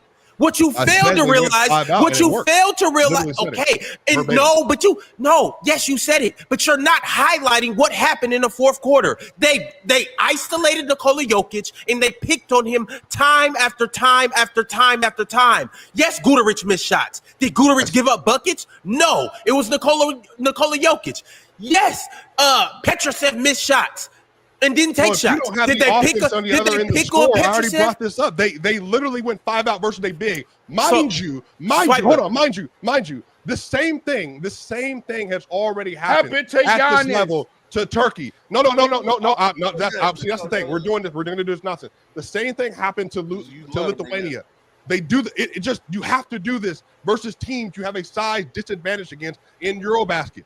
The thing is, it worked this time. That is up to Finland and how they played in that game. You want to space out larger teams. It's not up to Finland. It's up to Jokic getting fried on defense. Swiper, you're not the only one that watched the game. We seen the footage of time after time. Them literally isolating Jokic, taking him off the dribble, cooking him from 3, cooking him from midi. They were frying him. And then he did get a stop versus Laurie Marketing. The Swiper not say I that. did. And then when he gets a stop, so then why is Swiper yelling and getting upset? Why is getting upset? Because this is about the way real and wrong frame thing. And the issue is defending Swiper right now. The last person you should be up here defending. There's no defending if I'm telling you what happened and y'all want to get agendas off. That's what I'm telling you. Ron, to finish what I was saying, when he got a stop on Laurie Marketing and the block happened at the rim, and then they get an offensive rebound. It wasn't no block. He did not block him. Stop. He did not block him. He did not block him. He did not block the shot. Real talk. Please stay out of it right now. Hold on, real talk. Stay right now. Ron. Listen. What do you mean you don't wait? What do you mean we don't care? We brought the game up. It's a super chat. And Luka are still in the tournament. So it's a super chat. What do you mean we don't care? Real talk. You get more hype around Jokic and your anti-best player in the world agenda than anything else. The super chat is being answered. Ron, go back to Ron. You're not done with your section. Ron, in the play before that, literally what happened is Jokic got an isolation on the perimeter with Laurie Marketing, and it was a block at the rim. What happened is they got the offensive rebound and they got the score even still. And then the next one you're talking about, it's the next possession. Okay, cool. Two possessions later. And then Marketing got another drive and he missed the layup. Baltonen got that offensive rebound. So what I'm telling you can we rewind? No, can we rewind? Because I knew you were gonna bring that up and try to say, oh, Jokic got to stop on that last play. Two plays. But can we talk about why that allowed that offensive rebound to happen? Because when you let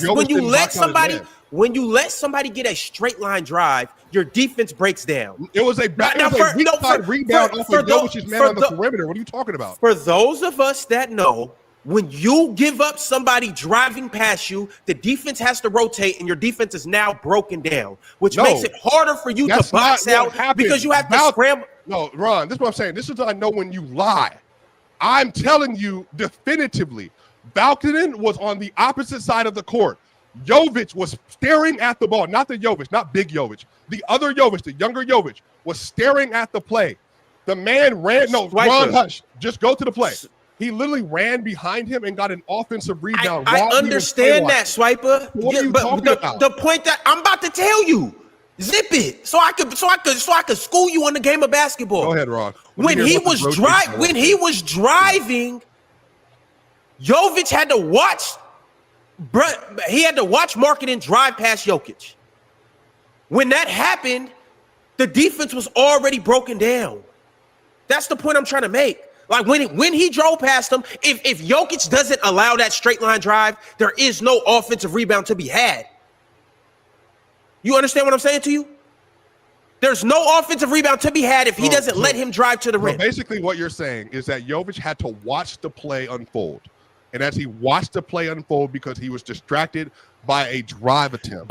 He was distracted by Jokic getting drove by. Yes. Sure. He was distracted by the straight line drive. That because Jokic got driven by, he was staring at Jokic, by the way, not engaging in the play at all. And then he was so distracted by a shot attempt, he wasn't able to put a body on the man behind him who got the offensive rebound tip in. I'm not saying that he's not at fault for giving up the offensive rebound. Okay, but you just made it sound like he was.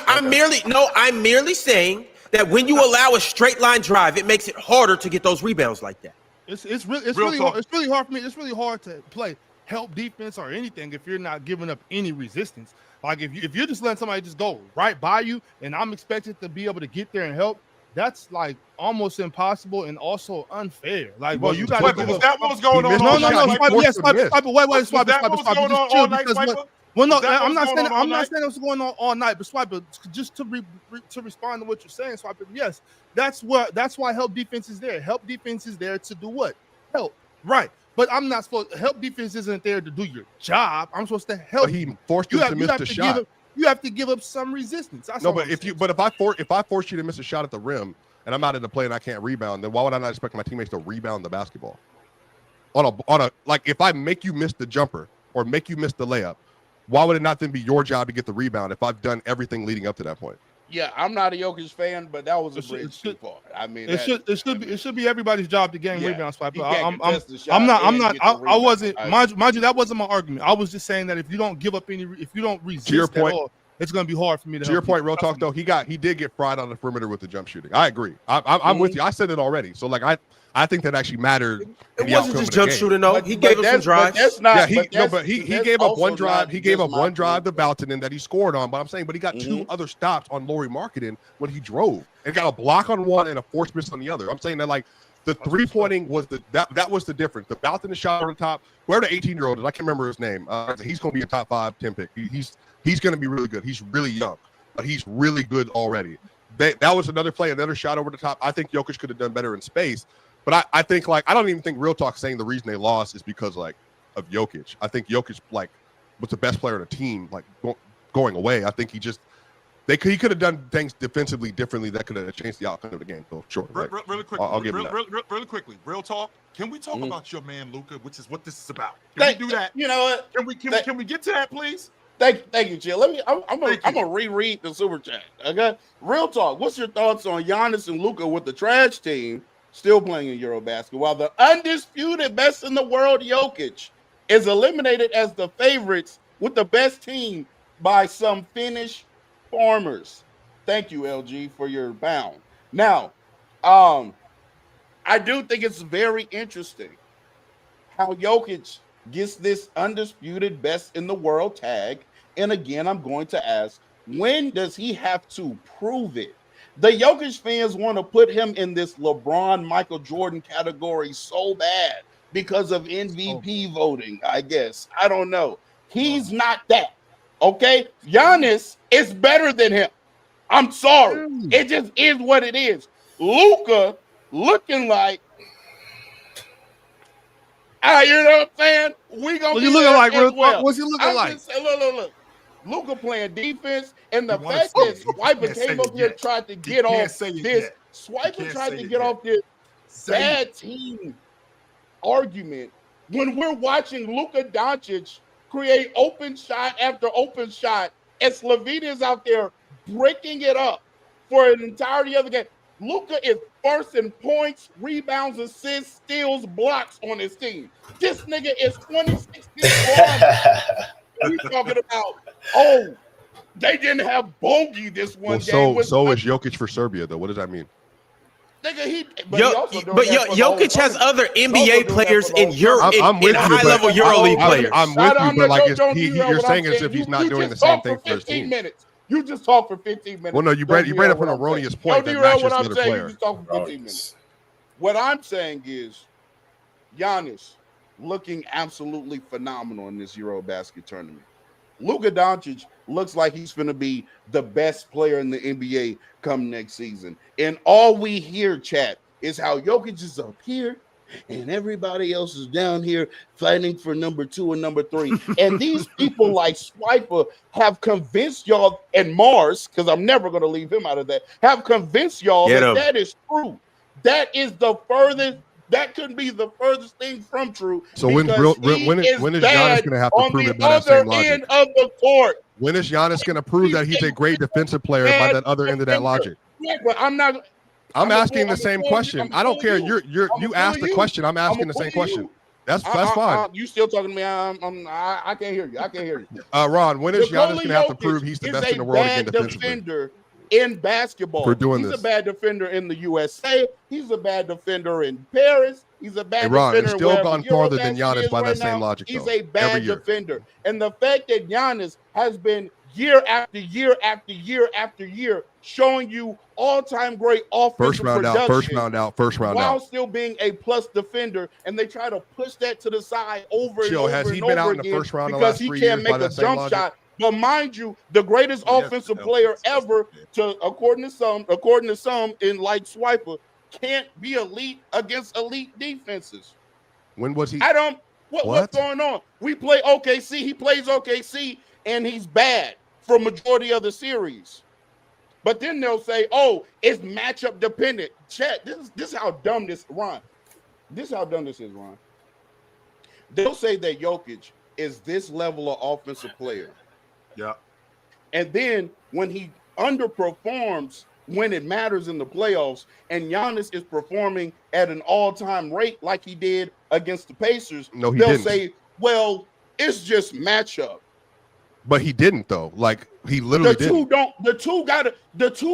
No, but I'm saying, but Ron, he can't hear me. They literally did not against though. Elite defenses. How do you get the credit for doing that and you lose one? Hold on, Ron, hold on. He can't. Ron, he can't hear. How do you go? Let him finish his rant, Swiper, and then you can get him. Swiper, let him finish his rant. Slow down Jokic, that slow down Giannis. Then how much better in practice, not theoretical, because of skill. You Jokic niggas is becoming Kobe niggas. They went 1 of 4 in the first round. The fact that it has to be. He's won one playoff game in the last 3 years. Swiper, let me ask you this. No, there is no ask anything. How do you go?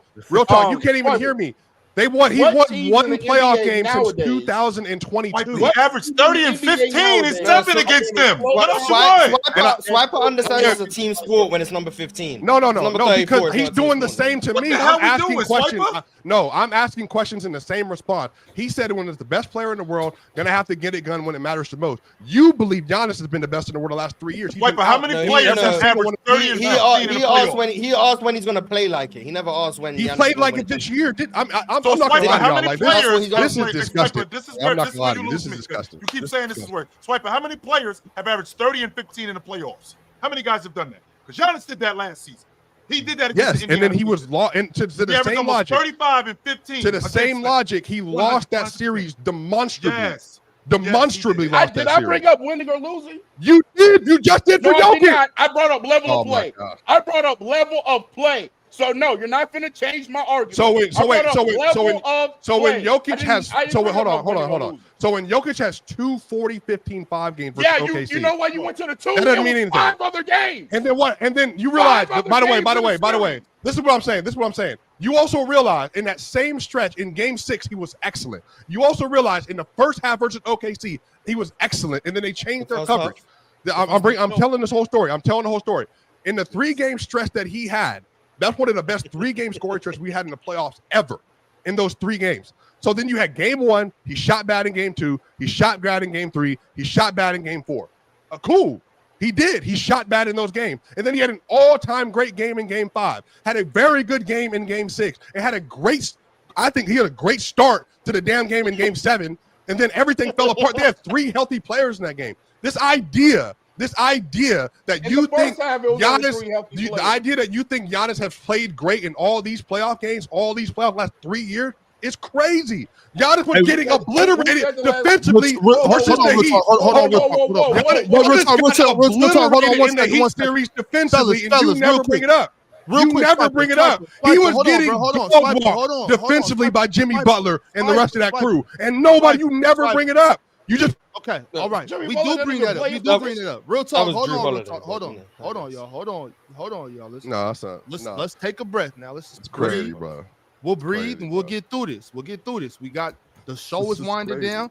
I got super chats I gotta get to. I gotta give my man Larry top 10. And we've heard this Jokic and Giannis thing go round and round and round. And I'm sure we will keep on doing that. Y'all both gave really good points. Now, Larry, you got your top 10 ready or? Yeah, I mean, I gotta put them in order or just top 10 in general. I mean, however, we prefer for y'all to do it in order, 10 to 1 or 1 to 10, however. But if you don't rank them, if you just got top 10, I'll go 10. What you think, Mark? We accept that? I'll do 10 to 1. I'll do 10. Okay, at 10, I got Wemby. At 9, I got. Oh, this is all time in the league today. Today. I mean, you want Wemby top 10 all time? I'm here with you, man. I'm right there. No, we was about to be like, see you, Larry. Oh, today. I'm sorry. Today or all time? All time. Oh shit. Then we go all time. I can start 1 to 10. So 1, I got Mike. Yeah, I'm sorry. Number 1, I got Mike. Number 2, I got Bron. Number 3, I got Kareem. Number 4, I got Shaq. Number 5, I got Kobe. Number 6, I got Steph. Number 7, I got Larry Bird. Number 8, I got Hakeem. Number 9, I got number 9, 10 would be tough. Number 9, I got KD. And then number 10 to round it out. He don't have him. He doesn't, guys. He doesn't. He's not in it. He's not in it? Who you talking about? Tim Duncan. No, I got Timmy in there. I ain't got Timmy in there. I'm gonna have to go just because I think wins mean a lot. I got Bill Russell as number 10. There you go. He's out. An amazing top 10. Heard it. He's out. Just like that's an amazing top 10. That's an amazing top 10. 30. Purple and gold. Yes. Was out, right? Yes. Yeah. That's an amazing top 10. That's an amazing top 10. Ball. That's one of the best top 10s I've heard. That's one of the best top 10s. Why are y'all praising? Like, I respect the top 10, but y'all praising the fact that Magic's not in the top 10 is kind of disgusting. No, that's an amazing top 10. All you have to do is put Bill Russell at number 1. And that's if I give my POV on Magic, I mean, obviously what he meant for the game, what Larry Bird did was phenomenal. But again, I mentioned in the very first hour, I said there's something to me, especially as a guard, that you can't shoot. That really throws me off a little bit, just because I know how much it impacts the game. I don't care what era it is. When you can shoot from some level of distance. I mean, playing fast break and stuff like that. That's fast break is essentially when you have numbers. It's not a 5-on-5 fast break. It's 4-on-3. 4-on-2, 3-on-2, whatever the case may be. So him finding the right person in the right situation, I mean, I'll give you congrats, but I mean, that's what you're supposed to do. Larry was just a better player, right? Larry Bird was just a better player. I like this. Basketball, man. Hey, we are a starting cool- the movement of removing Magic from the top 10 from the ground up. No, You know, I'm it's the real not trying to hit. groundswell. I'm not Yeah, trying to we hit. not No, gonna and succeed in we're getting him out the top 10 because Nope, he's in I a will lot of not. top fives. But Absolutely. hearing Larry Bird over Magic Johnson, man, that warms my heart. I mean, Larry Bird was just I mean, again, tail end of his career. I watched a little bit of it, but he still was 20 a game with a bad back. Whatever. I mean, and if anybody's had any kind of back, and when they back, that's what I'm saying. You can't walk, but the greatest story. I wish I was there. I wish I could have seen it. I didn't want to actually be alive at the time, but him telling somebody what he's going to do and doing it, I think there's something to that. I don't care. I mean, I can do that in open gym now, but that's like at the highest level, telling I'm about to go out here and score everything left-handed and didn't do it all left-handed. That's OD. That's something. That's something different. So, and then I mean, you hear, Dominique Wilkins, who was at the time the most athletic player, who he was scared of Larry Bird. I mean, that's not scared. I don't want to use that word, but he feared him, just because he was going to do it. He's going to talk and do it. That's special. Real talk. I promise you this. I promise you this. Real talk. I am Gladiator. I promise you. I will die in the Coliseum. I promise you. I'm dying in the Coliseum. You are not removing Magic Johnson. You're not doing it. I'm dying over my dead body. I've already removed him, so over my dead body. That's all I got to say. I'm gonna go out with you because I would not have it.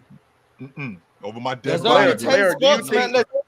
And I respect everybody's top 10. You know what I'm saying? I respect everybody's top 10 because everybody has their own criteria and what they like. I'm fine with that.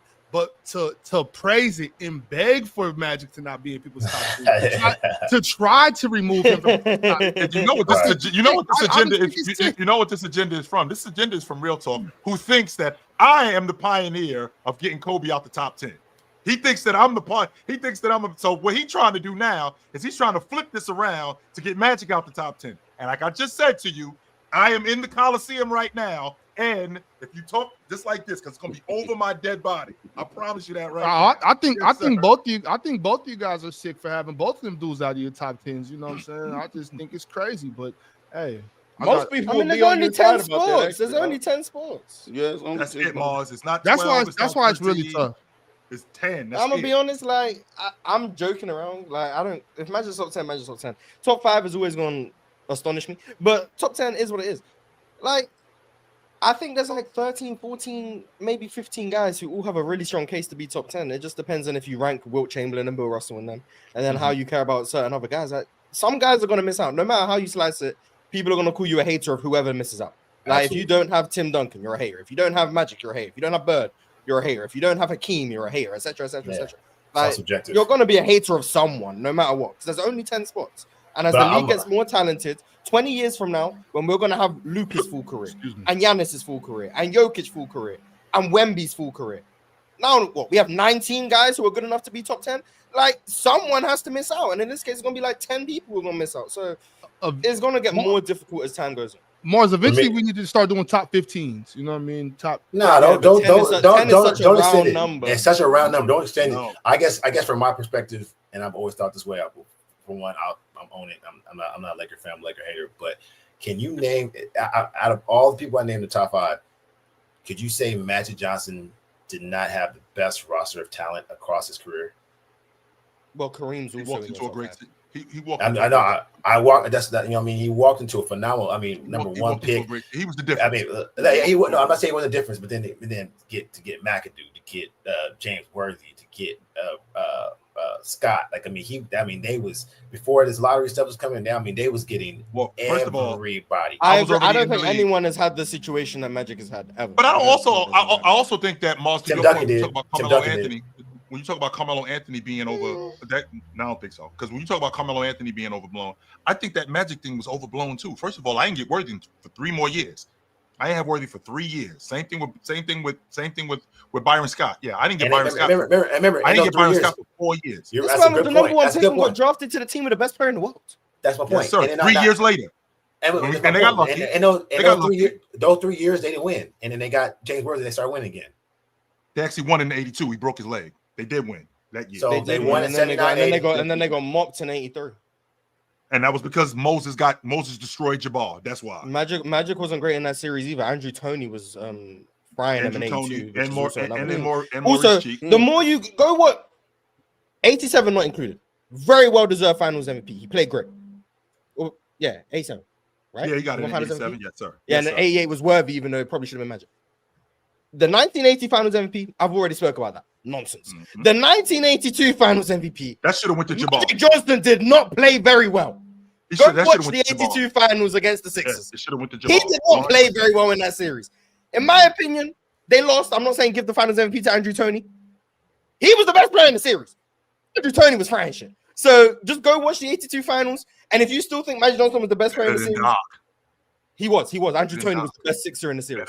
But go watch the 82 Finals. Just come to whatever conclusion you want. But if you think Magic Johnson was the best player in that series, that's your prerogative. That's fine. Mm-hmm. But all I'm saying is go watch that series for yourself. Don't just look at Finals MVP and be like, oh, Magic got another Finals MVP. Watch that series. If you still think he deserved it, then he deserved it. But just watch it for yourself. That's all I'm asking. Because my humble opinion. I appreciate you giving us a top 10. Yes, it was a dope top 10. Let's get to these super chats, y'all. Let's do it.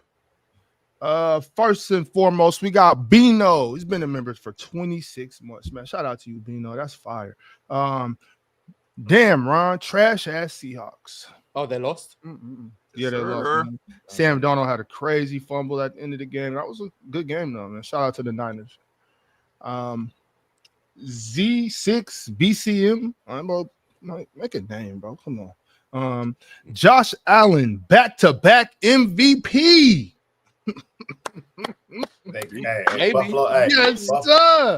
Buffalo's cursed. And y'all know y'all got into a little bit swiping and stuff like that earlier. I was trying to chime in. If they had just given on 4th and 3rd, I would have gave it to Derrick Henry and just figured it out. He was outside of that one fumble, he was cooking. I actually turned the game off, but I didn't know they lost till this morning. I turned the game off. It was 4 minutes left and it was up 2 touchdowns. I didn't even know that they lost. Hell of a game. Yeah. I was blown away by that. It was a hell of a game, though. Hell of a game, but it's almost.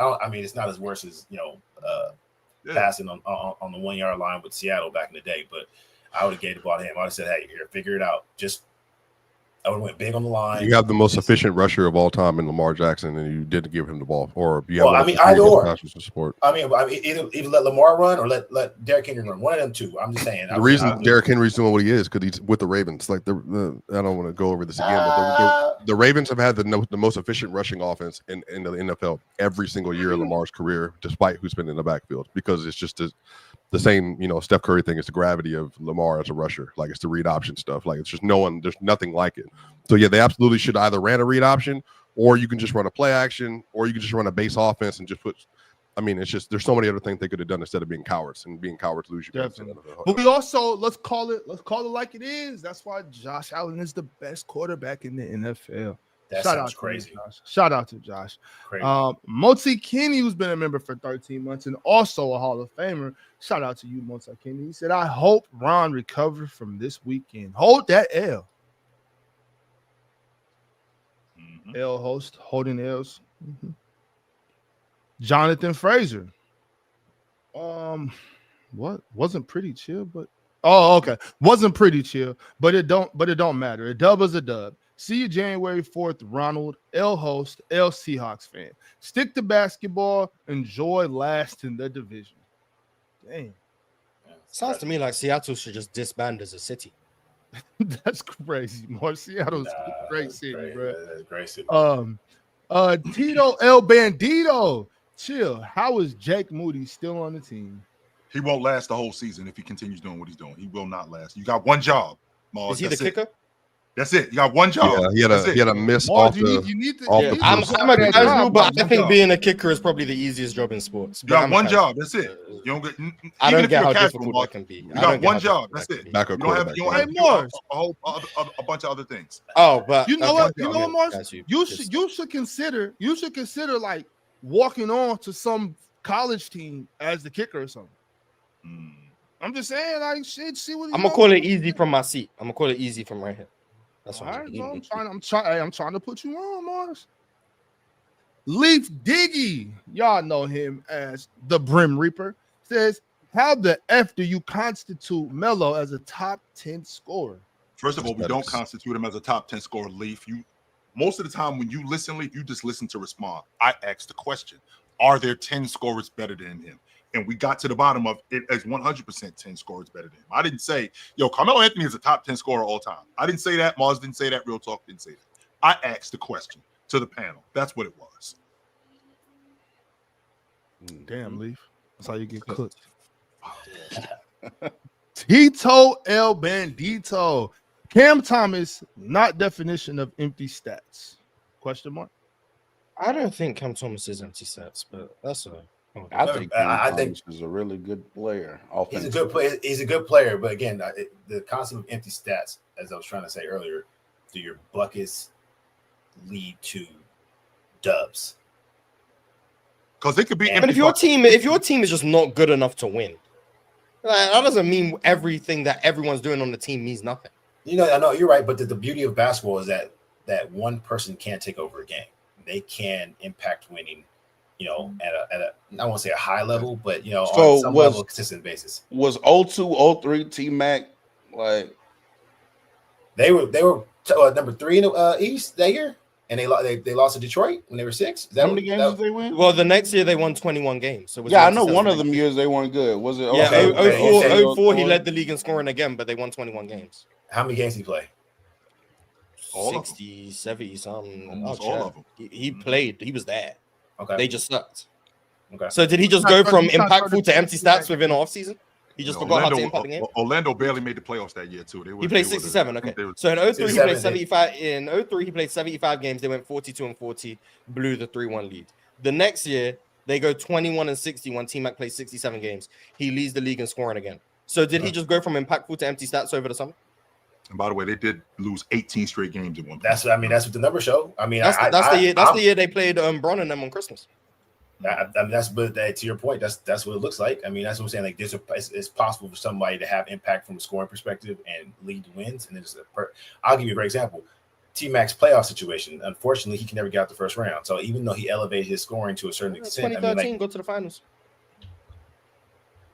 Right? Don't he trolling you, Larry? As you were saying, Sorry, my bad. You can carry on. My bad. You almost got a ring. No, you good. Yeah. I mean, you're right, but I'm saying like it's an unfortunate situation, but like being able to score and make sure or not, because basketball is a game of waves. It's who takes off in the last 4 minutes that's can truly win a game. So if T-Mac or Cam Thomas or Melo, whomever we speak of, aren't able to generate those winning buckets towards the end of the game. I mean, like you have 30, but y'all lose by 20. That's what those empty buckets to me. Mm-hmm. Yeah. All right, let's keep it moving, y'all. We still got super chats coming in, and we are over time. 206 Nate been a member for 14 months. Swiper, address Jokic getting embarrassed by Finland. Damn, we already did that. Yeah, he's a loser. He'll never win anything again, unfortunately. Everybody. That's but that's entirely possible, by the way. Yeah, very one championship, a silver, and a bronze. Yeah, he'll be in. Unfortunately, only one of like probably 30 people ever that can say that. So a shout out. Chai Rankin, RIP Nas Reed's sister, man. Definitely RIP. Man. Yeah. Condolences. Just terrible, man. Grandpa Town. Giannis should get respected as a scorer. Most points this century, averaging 30 plus 5 times. Giannis this Eurobasket shows why he is the best in the world. Yeah, at some point, Eurobasket. Because at some point we got to acknowledge that, like, to Real Talk's point about in theory versus in practice, we can say, oh yeah, in theory this is how you stop Giannis, but the reality is he hasn't been stopped for 3 years. Sorry, I mean that's just when Giannis is healthy, you don't stop the man from scoring the basket. You just don't. He's now, does his team lose? Yes, but that's not the discussion. So, Swiper, you make that face if you want. He doesn't have inefficient games. Like, wouldn't that everybody be has inefficient games? Well, what are we talking about? Are you talking about like your guy who's more skilled has inefficient games? You notice how this man just struggles to understand simple concepts. Like, no. There's when you say someone's unstoppable, when does that mean the man can't have an inefficient game? Like, what? Yeah, I'm trying to figure out. Is Joker? He knows what unstoppable means. Is Joker unstoppable? No, there isn't. Because we just got off the conversation. Is Joker unstoppable? Yes. He knows what unstoppable means. But the moment no. There isn't. Like I'm saying, Mars, you're so in a titty. I'm responding to what You happened know earlier. what the word means. You know what the term means. I'm saying that no one has ever been like, oh, no one's unstoppable because they can go 6 for 17. No, I'm saying like that no one's ever done when you qualify unstoppable, I'm saying the reason why people don't seem to want to put him there for whatever reason is because he's had series like versus the Heat or whatever where he should really struggle a lot. So I'm saying that, are we saying that people aren't putting him in all-time great scoring conversations because of those instances where he got hurt in? Like nobody doesn't want to put Giannis in that. We just had a conversation about the in the last 3 years. No one has been able to stop Giannis from scoring when he's healthy. Even in the Heat series in which he was hurt, the Heat didn't stop him from scoring the ball. He put the ball in the basket. That's what he did. He put the ball in the basket a hell of a lot. In 2024, he put the ball in the basket a hell of a lot. 2020 was this decade. What's Giannis? And then this is why listen to the words I said. I said in the last 3 years. That's what I said. I said he's been unstoppable. And then you said, are you really unstoppable? Because he has an efficient game. Like, what? Because the criticism of people isn't equal. But this is what I'm saying. Like, the criticism isn't equal across the board. What we consider unstoppable, we don't. So, whatever. Like, we can move on. We can move on. We can move on. We can move on. It's not the same. It's not the same. I got 2 seconds. 2 seconds, and I'm done. 2 seconds, and I'm done. Because this is my problem with you Jokic niggas. Oh, it's not just about it's not consistent. Bro, it is. If you let me finish. You're the one being inconsistent. Hold on. I think I already had him in the conversation for tier 1. I'd already put him there. We had a whole conversation for 30 minutes. Let me go ahead, Real Talk. Hurry. Oh, damn. My problem is that when y'all make these comments about him being far and away better than everybody else in the league right now, and the best offensive player, that comes with its own set of standards. Nobody up here is saying that Giannis is the greatest offensive player ever. So no, he's not going to be held to that standard. And my question to you then was, when is it going to actually like pan out practically and not just theoretically? If the man is going to average 30 plus points a game on 60+% from the field year after year after year after year, if the man is going to then go to the playoffs and have it translate, and then you'll say, well, it was just a good matchup then. Like you're just excusing what his offensive excellence that he's been putting on display for years now. And again, the reason why Jokic has that standard is because of people like you putting those kind of standards on him. When you say the things you say, your words, unfortunately, Swiper, you have a platform. Other people like you, the Carsons, the Jason Tiffs. I'm naming all you Jokic niggas that come out and just glaze him to infinity and beyond and say he's the best offensive player ever. Then yes, he's going to get held to that standard. Absolutely, he is. All right, and it's your fault why we hear you, Real Talk. We got to keep it moving, brother. We hear you, though. We hear you. I agree. I agree with you. I agree with a lot of what Swiper said. I mean, it's tough, man. It's basketball, y'all. It's basketball. Magnolia Wax. What player has been on the cover of 2K, NBA Live, NC2A March Madness, and NBA Streets? Respect, Melo. That is kind of cool. Yeah, that's dope. That's really dope. Word. Gabe Too Funny, who's been a member for 19 months. He'll defend Swiper more than Swiper defends him. So that's what friends do. That's what friends do. Defend who you want to defend. I just don't feel like Swiper needed a defender. But I don't agree with everything that Swiper says. And when there's times when he loses me, 100%, and he was losing me. Chill, I hate it when you're on Swiper's side. I don't know why. He was actually making a really good point when he was breaking down the game, but then he lost me. There was a stretch there when he lost me. I was like, nah, I ain't with that. No. Yeah, I like how we just called what Finland was doing 5 out instead of where it was, which is hunting Jokic. Right. That's all it really was. Yeah. But it's cool. Like we can call it 5 out when really it was let's get Jokic into the action every time. I don't want to dig too much into it, but I'm just, I mean, out of respect for everybody and for Tommy, them not having Bogey though was big. I'm just saying. If you know Bogey's, if you know his like European history, like what he's done throughout Europe, I mean, he averaged 18 last year in the Olympics. So I'm just saying, like he covers 6 points. Let's just put it that way. So I'm just saying, if he's on the court, they probably would have won. They 100% need him. as soon as Bogey, like it was reported that he was out, I said no Bogey, no chance. Like that, once Bogey's gone, it's over. I don't care how good Jokic is. Like they need Bogey to win those basketball games. And I think the ride comes to an end on Wednesday. Real talk. I think Slovenia loses to Germany. I think Germany's winning the tournament. Yeah, I think I said that to you before. so. Well, yeah, I said Slovenia sucks, and here they are making a little run. Yeah. However, Germany's far they go, winning it shout out all, to them. you know. Yeah, Germany's I think Germany should have won it from the start. Yeah. Anyway, I think they were the favorites. Kareem, who's been a member for 7 months, real talk. He said, "Keep going." Real talk. And Mars and Swiper are liars. Damn, Mars. What did I lie about? What did I do? Oh no, but Kareem said it, so you must be a liar. Damn. Jeffrey T. I'm sorry. Jeffrey T said Jokic soft as shit on defense, can't be best. Stop. I don't think you have to be a great defender to be the best player in the world. Agreed. But it definitely helps. Those are called for exceptions. sure. I mean, yeah, being a great defender always going to be a good thing. It's never going to be a bad thing. But I don't think it's a prerequisite to be the best player in the world. Yeah. Right. SMN or DM.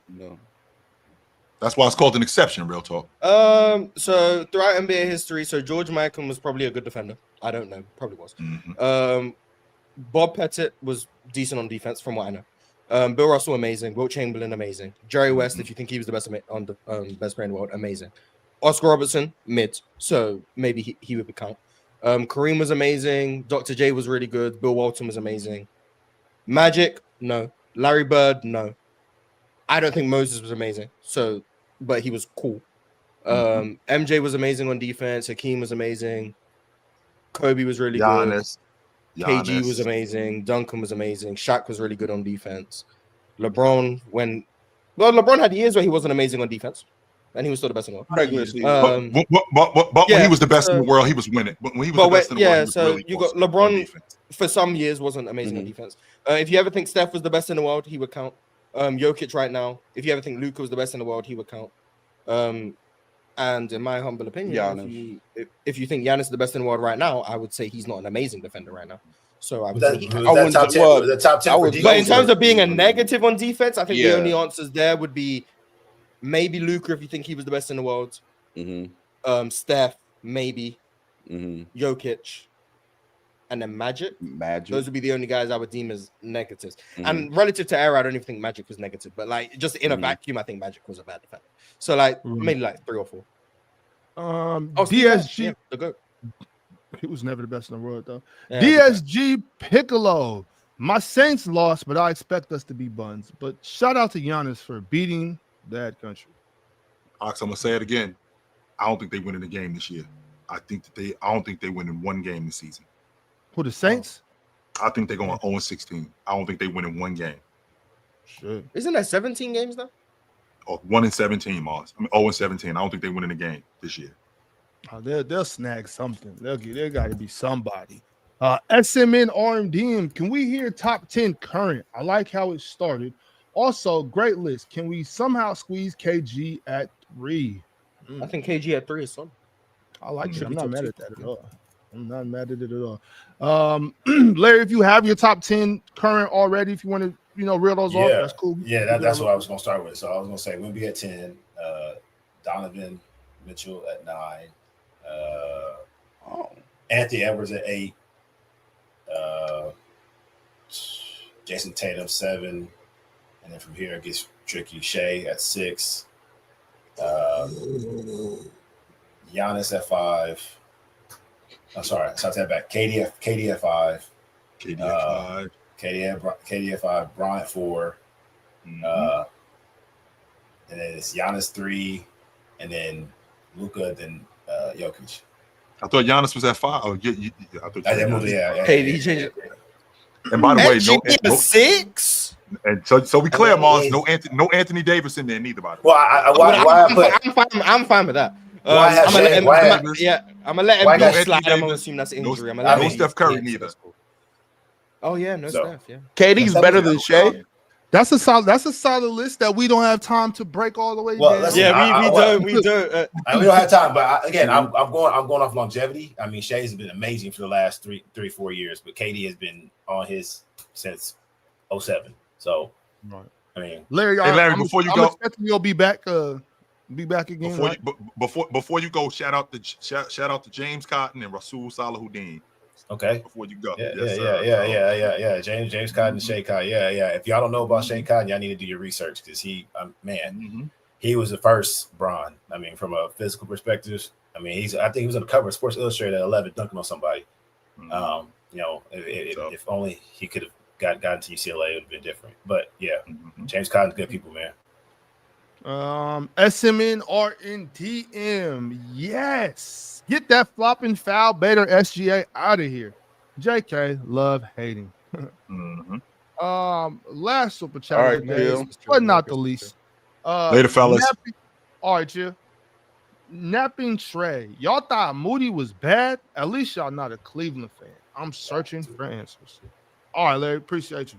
All right, y'all. All right, Larry. Yep. Holla, y'all. Well, that was the last super chat of the day anyway. So we're out of here, y'all. Appreciate everybody for stopping by. We'll be back tomorrow, same time. Think the same crew, I'm not sure, but peace. Peace. Merry Christmas.